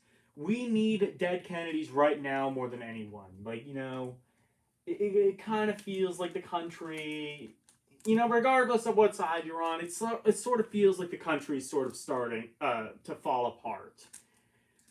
And I think Dead Kennedys would be really welcome right now. Deep Purple in rock. Unfortunately, they kind of like neutered the American version of this, because the British version at the beginning of Speed King actually has like this really nice intro. Fireball, Deep Purple. This is actually an import. I think. Is it Dutch? It's either a Dutch or a German import. One of the two. Or it might even be British. Deep Purple, Machine Head. That, of course, has Smoke on the Water. Who Do We Think We Are? This is a fantastic album. It has My One from Tokyo. Also has songs like Mary Long, Super Trooper, Made in Japan, Stormbringer, Made in Europe, Perfect Strangers, and House of the Blue Light. This is a really nice album. Has songs like The Call of the Wild on it. I wouldn't say Deep Purple is still very good, but Show latest messages. they still Show exist and they latest still have messages. fans. So XX Dyer 51. Hey Fat. The X Chad Middleton. Fire. Chad Middleton. Good vibes. Dyer 51. I have never won. Dyer 51. Haha. That was cool. shut up, Dyer. Chad Middleton. Fire. XX the FETTX. Hello. Dyer 51. Always good to hear. Greatest band in the history of forever. Which one? Deep Purple or Dead Kennedys? Dyer 51. Hey Fat. XX the FETTX is up at Dyer 51. Not too much right now. XX the FETTX. This is actually really cool. Thank you. I'm definitely gonna be doing more of these streams. I'm just Show latest messages. I'm finishing Show up the latest last shelf that I'm gonna do, and then maybe next Thursday I'm gonna do a part 2 to this. Dyer 51. Rush. Oh yes, Rush, great band. XX the FETTX. This is XX the FETTX. Rush is amazing. Damn right they are. I actually just got a Rush album not too long ago, Power Windows, which I wouldn't say is the best Rush album, but it's still pretty decent. Def Leppard, this is On Through the Night. High and Dry, and Pyromania. And they never made any albums after that. What do you mean? What do you mean Hysteria? That doesn't exist. There's no Def Leppard album called Hysteria. And I bet if it was, it would be a totally overhyped, overrated piece of shit corporate rock sellout album. But thankfully that doesn't exist, now does it? Anyway. John Denver, this is a live show. I'm not, like, huge into John Denver, but I do like some of his stuff. This is kind of like the country I can sort of tolerate. Like, the country without that false southern accent thing. I hate it. It's just so grating and annoying. Rick Derringer, All-American Boy. This has the song Rock and Roll Hoochie Coo. All in all, pretty good, just sort of straight rock album. Here is this. This isn't Dio, is it? I actually need to check to see who this is. Buck Owens. Oh, Buck Dharma. Right. Buck Dharma. This one's interesting. Buck Dharma was actually, I want to say, one of the guitarists for Blue Oyster Cult. Well, I mean, they always kind of, like, revolved around, like, they were all, like, multi-instrumentalists, but Buck Dharma, I think, was most known for, like, guitar. Really good solo album, though. Dio, Holy Diver. Speaking of badass, I mean, how can you go wrong with Dio, really? I would argue that Dio was a lot better with Black Sabbath than he was on his own. In fact, I would even argue some of his solo stuff is a little bit hit and miss, but I mean, at the end of the day, it's still Dio. You can't say too much wrong with that. Dio, Last in Line, Sacred Heart, and finally, oh no, I'm sorry, Dire Straits. This is the only Dire Straits album I have. It's the only one I really like, and it is Making Movies. Dokken, Tooth and Nail. This one's actually a promotional copy, so like the record inside has like a white Elektra label. Let's look at the comments. Show latest messages. Dire 51. Power Windows, XX, Dire, XX, the FETTX, LOL, Ellipse, XX, the FETT, Dire 51, Rush, XX, the FETTX, this is actually really cool. Dire, XX, the FETT, XX, the FETTX, LOL, Ellipsis, it does. Yeah. Dire 51, Power Windows was the very first Rush vinyl I ever got. Really? It was given to me by my sister. Unfortunately, it's long gone. Are you sure that's unfortunately? Because, it's not as bad as people say, but it's not a great album. I mean, it's a Rush album, but, you know, it's not Permanent Wave, is all I'm saying. Dire 51. I also love the fact that the Famicom game was named after Holy Diver and references so many giants of hard rock and metal. Yeah, oh yeah, that's true. Right, the Holy Diver. Even though, like, the thing I was always, like, mad about is that it barely has anything to do with Holy Diver. It's like, oh, it's about Holy Diver. It's called Holy Diver, and it has, like, a couple references to, like, Ozzy and Zakk Wylde in the story, but that's really about it.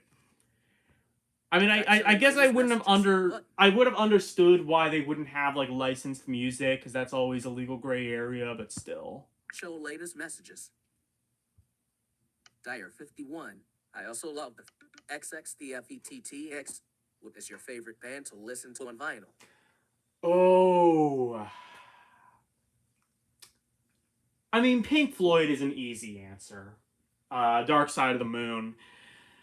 Arcade Fire, I showed them earlier. They're a really good band to listen to on vinyl. Moody Blues, Cigarettes After Sex, again, I showed them earlier. They're, like, really good, like, kind of calming shoegaze. You know, Sabbath. There's a bunch of bands that are nice to listen to on vinyl. But generally, my rule is, like, the more musically dynamic and the better the mix, the better it'll sound on vinyl.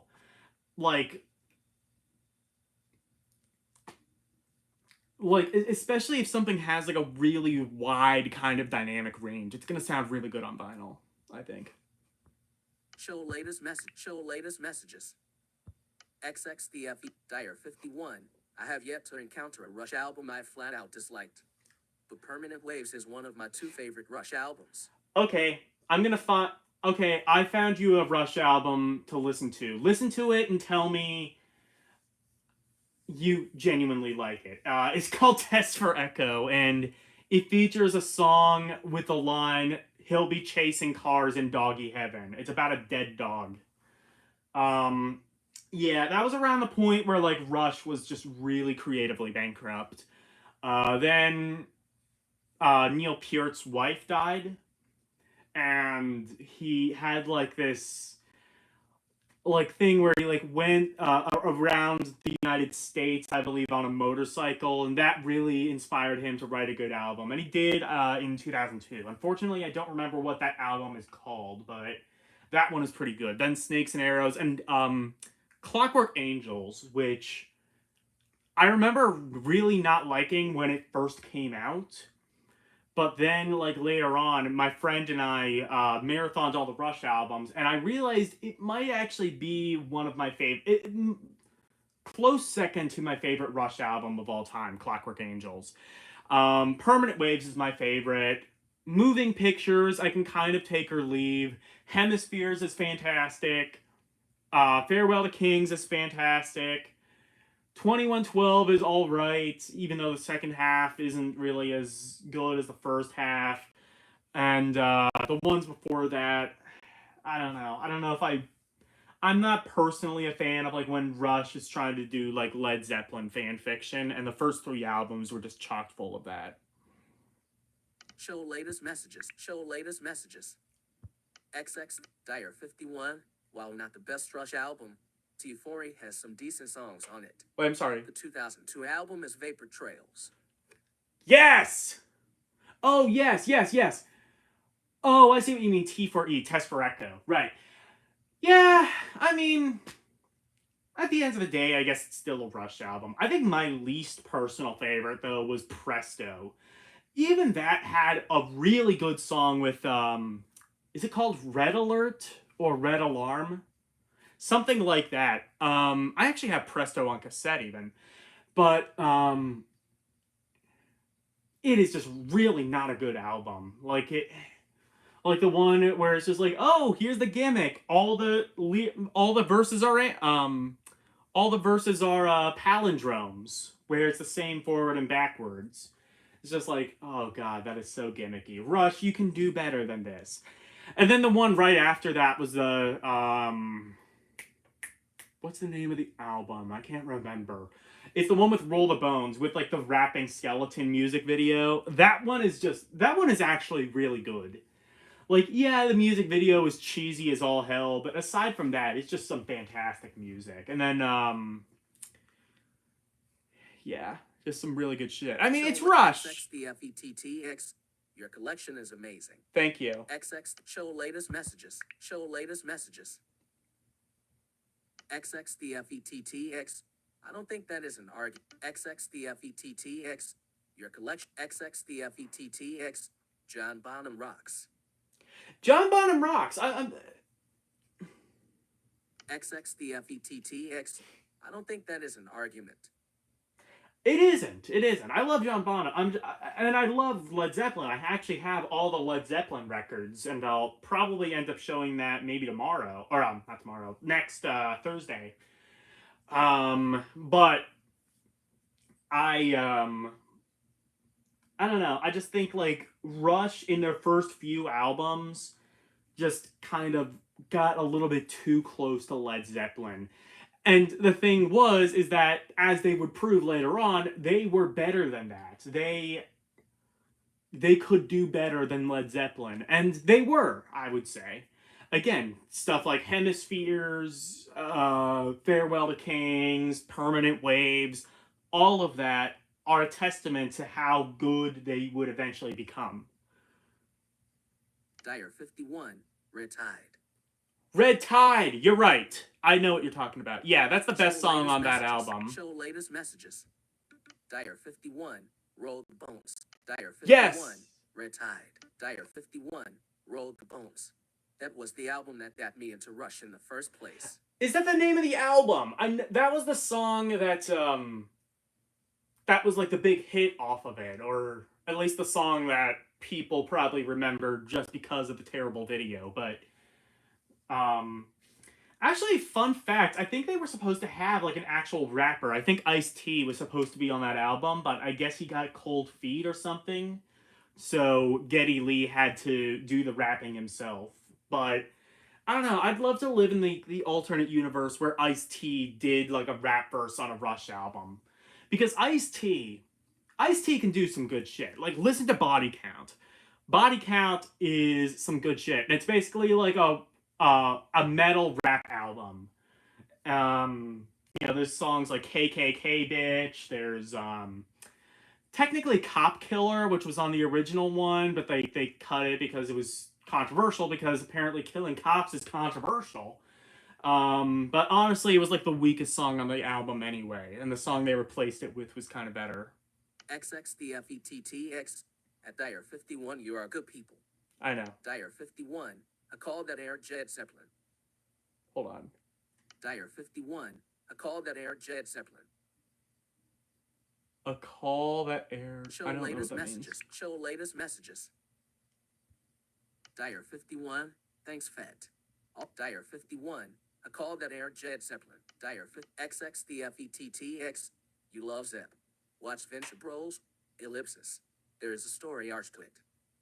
Wait, Venture Bros?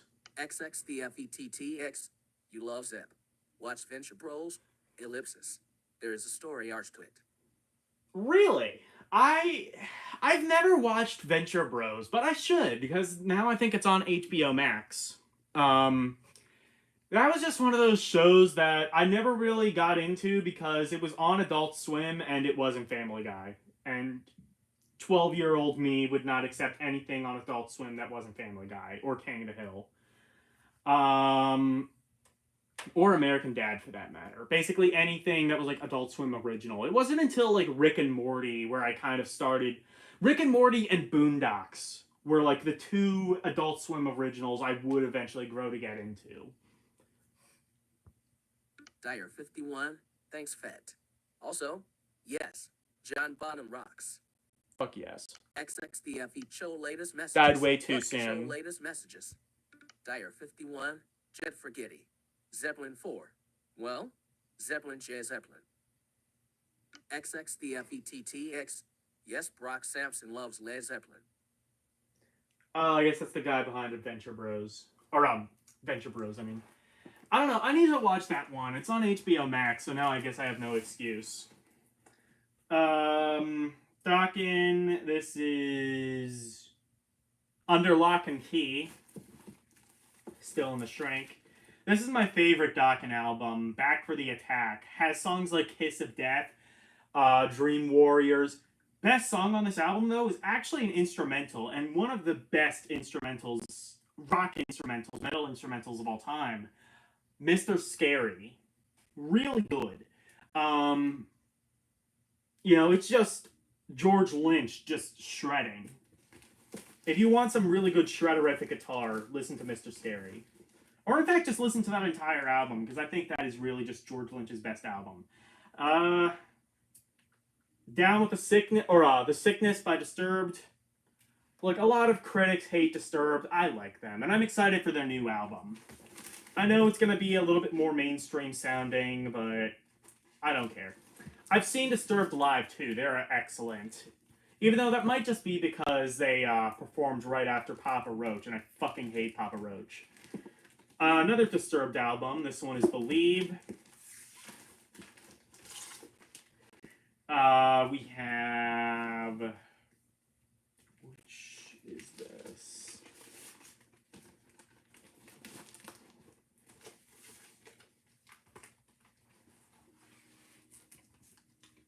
It is... Oh, Donovan. Wear Your Love Like Heaven. Donovan. Really good folk rocker. That would get really psychedelic. Speaking of which, Mellow Yellow, fantastic album. Donovan's Greatest Hits, and finally Open Road. This was one of 2 albums that Donovan actually did with Jeff Beck. And this one, I'd say overall this album is a little bit hit and miss, as all Donovan albums are kind of hit or miss. But it does have the song Ricky Tikki Tavi, which is a really good song. It has like this cowbell in it, really tight production, really nice drumming. It has like, I love songs that have drums really loud in the mix. Again, much like John Bonham. Like, he had a microphone hovered like right over his drum set. And John Bonham was a good drummer, and you could hear it in the mix because it was pretty well isolated from everything else. The Doobie Brothers. The Doors. I have all the Doors albums except for one, which is Full Circle. But this is the Doors self-titled. Fantastic. Doors. This is Strange Days. Waiting for the Sun. Although Waiting on the Sun for the Sun is actually not on that album. It's on this one, The Soft Parade. And then finally, oh no, I'm sorry, not finally. Morrison Hotel. This one actually has Waiting for the Sun on it. I'm sorry. Alive She Cried. This one is in really bad shape. I want to get one that's in better condition. LA Woman. Probably my favorite Doors album. I love the Doors, but I would not say they have a 100% consistently good album. And then finally, the Doors' Other Voices. This is one of 2 albums, actually, that the remaining members of the Doors released after Jim Morrison died. There was Other Voices and then Full Circle.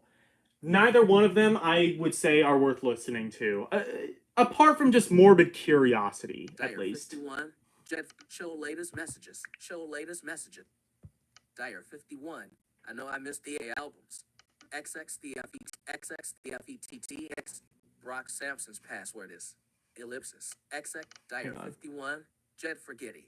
Zep XXDFETTX.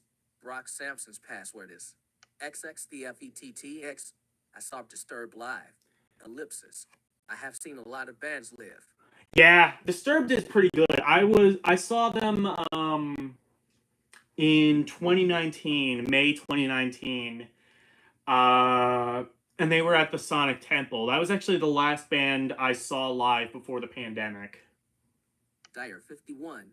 I know I missed the albums, but do you have any Alice in Chains?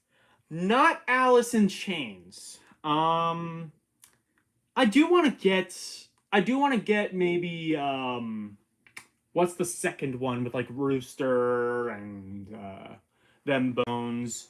I think it's called Dirt. But that's probably my favorite Alice in Chains album. I've actually never listened to all of Facelift, which I know is a crime. I need to do that. I'm probably going to listen to that album with my one friend. He's a lot more into Alice in Chains than I am. XXDFETTX. Do you think Bonham is the best drummer?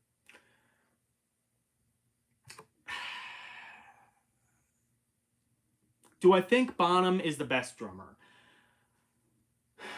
See, no, but he is probably one of the best drummers to use a standard drum kit. Like, you have people like Neil Peart, who are technically way better at drumming than John Bonham, but they also have, like, this entire, like, circle of drum. He also has, like, this entire circle of drums around him. I don't really like to say, like, who's the best drummer or anything, but, I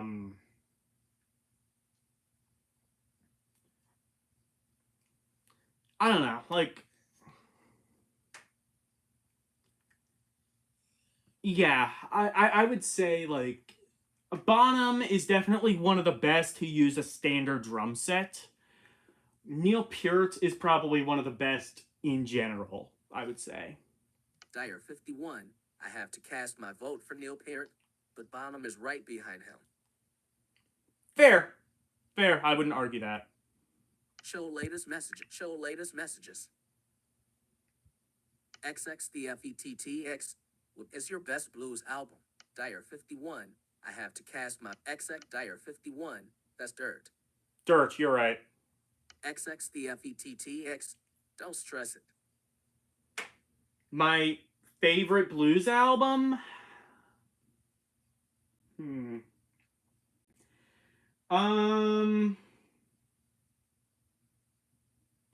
I don't know if this really counts as a blues album or a jazz album, because it kind of falls somewhere in the middle.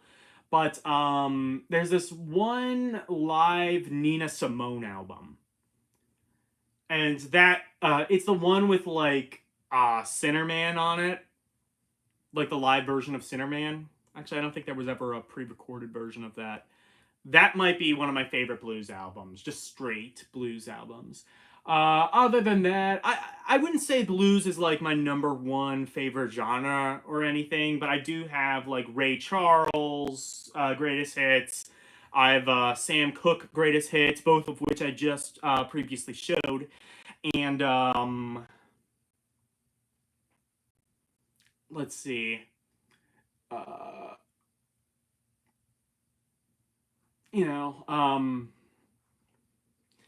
I like listening to some old stuff like Lead Belly. As far as blues rock goes, you have Led Zeppelin, you have Bad Company, you have, Eric Clapton and all of the various different side projects he's been a part of. I wouldn't say blues is like my number one favorite genre or anything, but that's my long and complicated answer to that. Show latest messages. Show latest messages. Okay, I'll respond to like a few more and then I'll Dire be done. 51. Trying to think of who the last band I saw live was. XX the FETTX. Don't stress it. Dire 51. Trying to think of who the last band I saw live was. I've seen a bunch. Okay. XX the FETTX. Don't stress it. Ellipsis. I was just asking a question. No, I encourage it. I encourage the conversation. Like I said, the point of this really is just to kind of like, it just as like sort of a chill stream, like just to talk about music. We can find some common ground there. I think music is a good way to find common ground with people. And it's a good way to sort of get some of my personality out there on YouTube, where I didn't exactly do much of that in the past. Show latest messages. XX the FETTX. I love your collection. It is awesome. Thank you. I would say, but anyway, Dyer mentioned the last band he saw live. I need to think about that real quick. It might be Candlemass, I think, was the last band I saw live. I had the opportunity to see Gwar live, but I turned it down. No, I didn't turn it down. I think I had something to do then. I was also going to see Greta Van Fleet live, but that never materialized. There's a couple bands I wanted to see live, but either like I didn't have the money at the time, or because I'm vision impaired, transportation is always a difficulty, and I mean, really, with today's gas prices, it's a difficulty for everyone. But I think Candlemass might be the last band I saw live, and they performed with some other bands, neither of which are really as big as Candlemass, which is already pretty underrated. Show latest messages. Show latest messages. Or maybe I didn't miss the Gwar one. That might be in August or September. I can't quite remember that. Dire 51. Saw Gwar live twice in the mid. XX the FETTX. You drop Gwar. XX the FETTX. Hell yeah. Music is a way to connect to people. True. Dire 51. Thinking about it, I believe it was Fear Factory.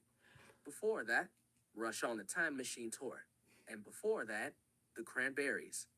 That's awesome that you got to... Wow, really? Wow, Rush and Cranberries, two bands you are not going to see live again. I have actually heard, though, and I don't know if this is actually going to happen, but I have heard that Geddy Lee and Alex Larson are talking about doing a project together. They know damn well they can't call it Rush because it's not Rush without Neil Peart, and he's gotten very difficult to get a hold of as of very recently. But yeah, that's really cool that you got to see Rush live and that you got to see the Cranberries live. My brother saw Rush live, I think back in 2008. That was a really cool thing. Fear Factory would be fun to see live. I've never seen Fear Factory, but I imagine they would put on a really good show. XX The Dire 51 saw Gwar live twice in the mid-90s. Those were great shows. Yeah, my friend saw Gwar, and he told me about, like, they had, like, a decapitated head of Donald Trump, and, like, they, like, or, like, they decapitated Donald Trump's head and then, like, squirted the fake blood into the audience. And then, like, I think they did something else with, like, a Catholic priest or something like. I don't remember. It's Gwar. It's like controversial, but like so cartoonishly trying to be edgy that it just wraps right back around to being silly and stupid. Show latest messages. Dire 51. Alex just released Dire 51. I have one hell of a story about the Cranberries. Oh Dire shit. 51. Saw Gwar live twice in the mid. Dire 51. Alex just released an album with the band called Envy of None. Ooh, I'm trying to think if I heard that one. Was that an instrumental album? Like an all instrumental album? Because I feel like I remember my best friend showing me that. XX the FETTX. I saw Drowning Pool live and hung out with the lead singer of Nonpoint about a month before Drowning Pool's lead singer died. Drowning Pool. Which one were they? Were they the ones? Let the bodies hit the floor. Were they that one? I get them confused with Trapped, I think they're called.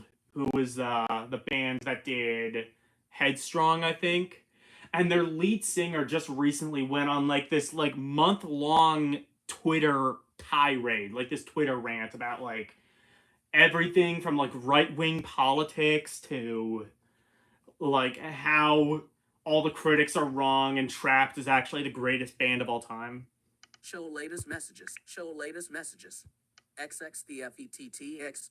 I had a sign-in single from it. XX the FETTX. I saw Drowning. XX the FETTX. It was. Dire 51. No, there's vocals. It's definitely Okay. show latest. Wait, hold on. Dire 51. No, there's vocals. It's definitely not a Rush album, but it's good. I might need to talk to my friend about that because I feel like he's the. I vaguely remember hearing that came out, and I feel like I remember him telling me about it. I'll have to talk to him, see if it's any good. What show latest messages? Dire 51. No, there's vocal. Dire 51. If you want to hear the Cranberry story, I'd be glad to tell it. Yeah, do it. While you do that, though, I'm gonna finish up these records, and then maybe I'll stay on a little bit longer. We can just talk music. Duran Duran. I want to get more into Duran Duran, honestly. Like, I want to get the Rio album. I want to get the self-titled one with like Ordinary World and Undone and shit like that. She's Come Undone. But yeah, Duran Duran, they were a lot bigger in the UK than they were here, but I like them. Bob Dylan, I've always been a huge Bob Dylan fan. I was, especially when I was really young, but I still am. The times they are changing. Bringing It All Back Home. This isn't my favorite Bob Dylan album. My favorite Bob Dylan album is actually one he released in the 1980s called Oh Mercy. Nobody remembers it because it was a Bob Dylan album that was released in the 1980s at the exact point that nobody gave a shit about Bob Dylan. But it's a really good album. If you like Bob Dylan's songwriting or just Bob Dylan writing in general, I think it peaked with that album. John Wesley Harding. This has the original version of All Along the Watchtower, made famous by Jimi Hendrix. This one is Nashville Skyline.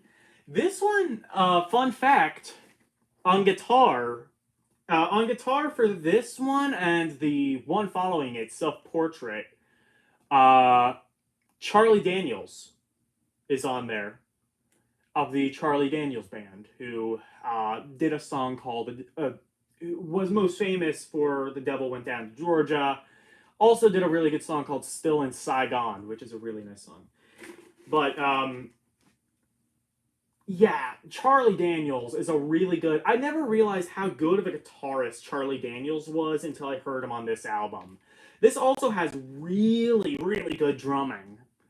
Listen to the song Lay Lady Lay. Really good guitar, drumming, mix, all of that on there.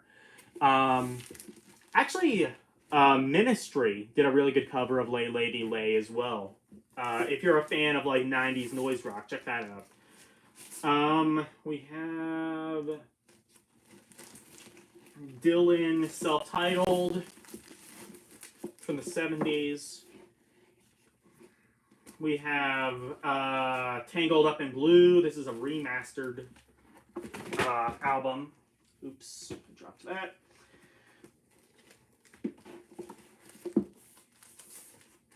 We have...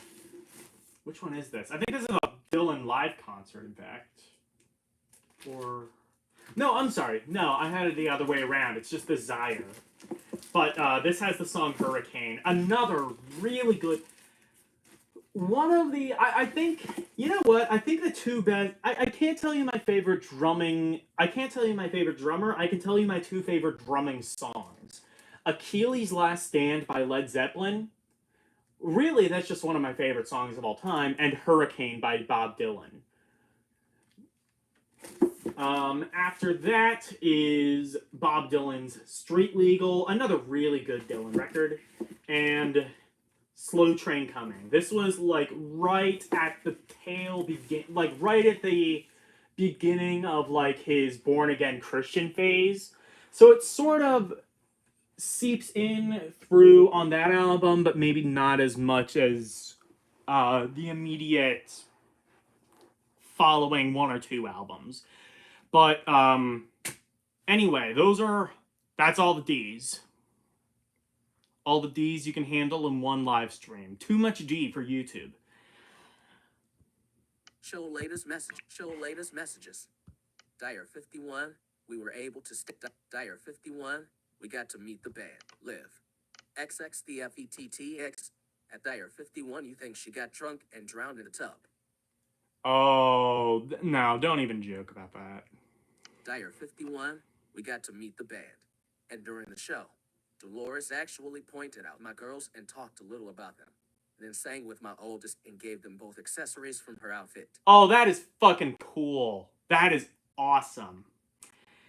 Yeah, she was a legend. Rest in peace. Dyer 51, hard to say. Dyer 51, we were able to stand right next to the stage and everything. That is awesome. XX the FETTX, I met Charlie Daniels' mom. Ellipsis. Believe it or not. Ellipsis. She was so nice. Are you really? Charlie Daniels has always been kind of like a controversial... I mean, he's always been like right-wing, but you know, whatever. Whatever you believe, I don't care. But like, I don't know. Charlie Daniels has always kind of come across as like not a very accessible person. His mom, though, I'm amazed you met his mom, because I would imagine his mom would be long gone. Charlie Daniels is dead. I wonder if his mom is still alive. I wonder who his mom is. And I do have pictures and audio. Dyer 51. And I do have pictures and audio proof. That's awesome. That's great. Dyer 51. A lot of interesting things happened when I worked at the casino. Got to meet Kenny Rogers and Debbie Gibson, and Ian Anderson, who thought I was a blithering idiot. Long story. Dude, Ian Anderson. I fucking love Jethro Tull, alright? But I did recently see like an interview which sort of like... it kind of like made me think of Ian Anderson in maybe lesser of a light. Nothing wrong with him. It's more so just like he kind of has the personality of like someone who's always trying to command a conversation.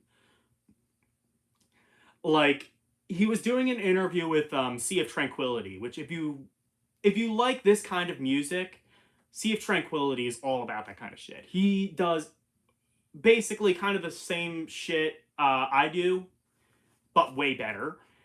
Anyway, he interviewed Ian Anderson, and like Ian Anderson, like I know he was the one being interviewed, but like the guy from Sea of Tranquility, Pete Pardo, he could barely get a word in edgewise. I don't know. I mean, on the other hand, though, he is the singer of Jethro Tull. He kind of has a right to be a little bit pretentious. He wrote fucking Aqualung, all right?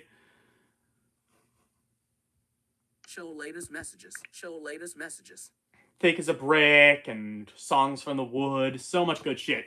Have you guys listened to the new Jethro Tull record, by the way? It is fan-fucking-tastic. Absolutely great. Arguably one of his best works.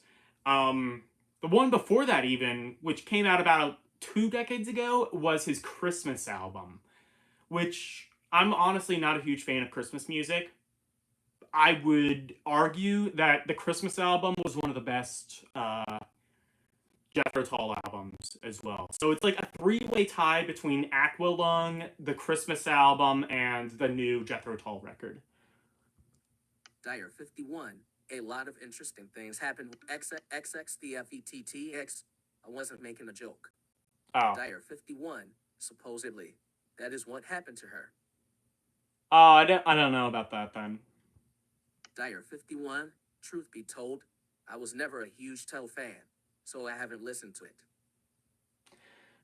Well, you know, maybe you can listen to some Jethro Tull by the time I do my next stream, and then you can tell me where the hell Biggles was when you needed him last Saturday.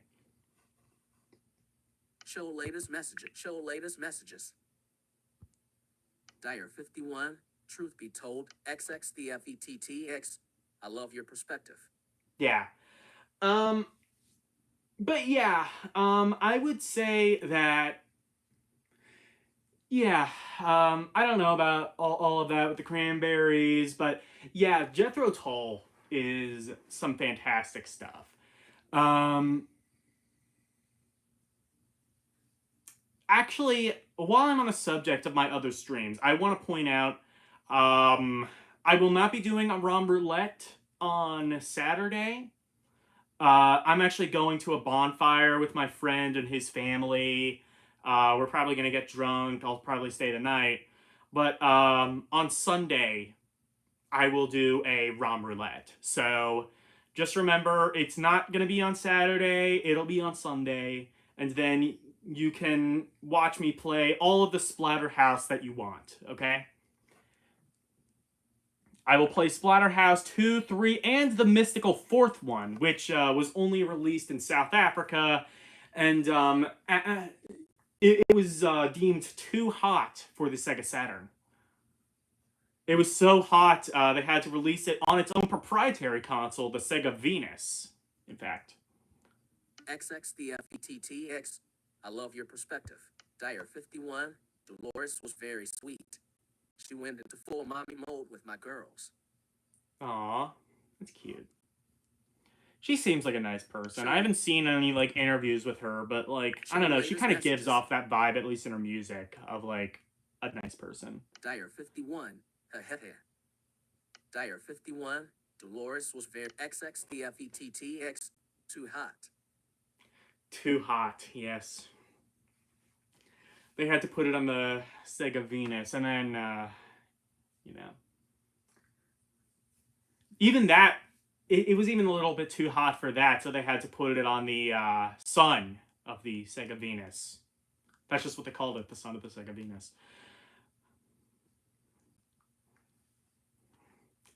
Sad thing about the Sega Venus, too, it never really grew in popularity. Like the I don't know. I'll shut up now. But yeah, ROM Roulette on Saturday, or on Sunday, not on Saturday. Be there, or, be square. Show latest messages. Show latest messages. XXDFETTX. Too hot.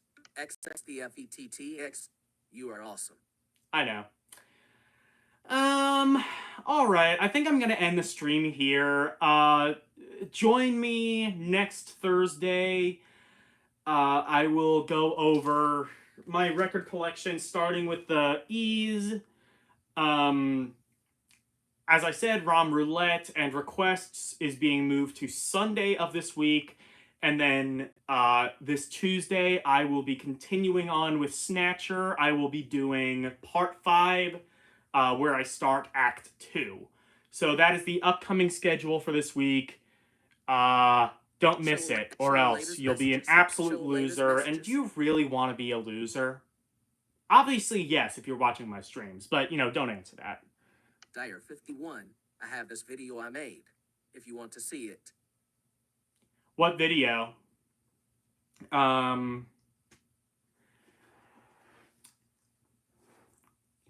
can wait for you to link it, but yeah, I think everybody knows each other, but just in case, check out Dyer's channel. It's really good.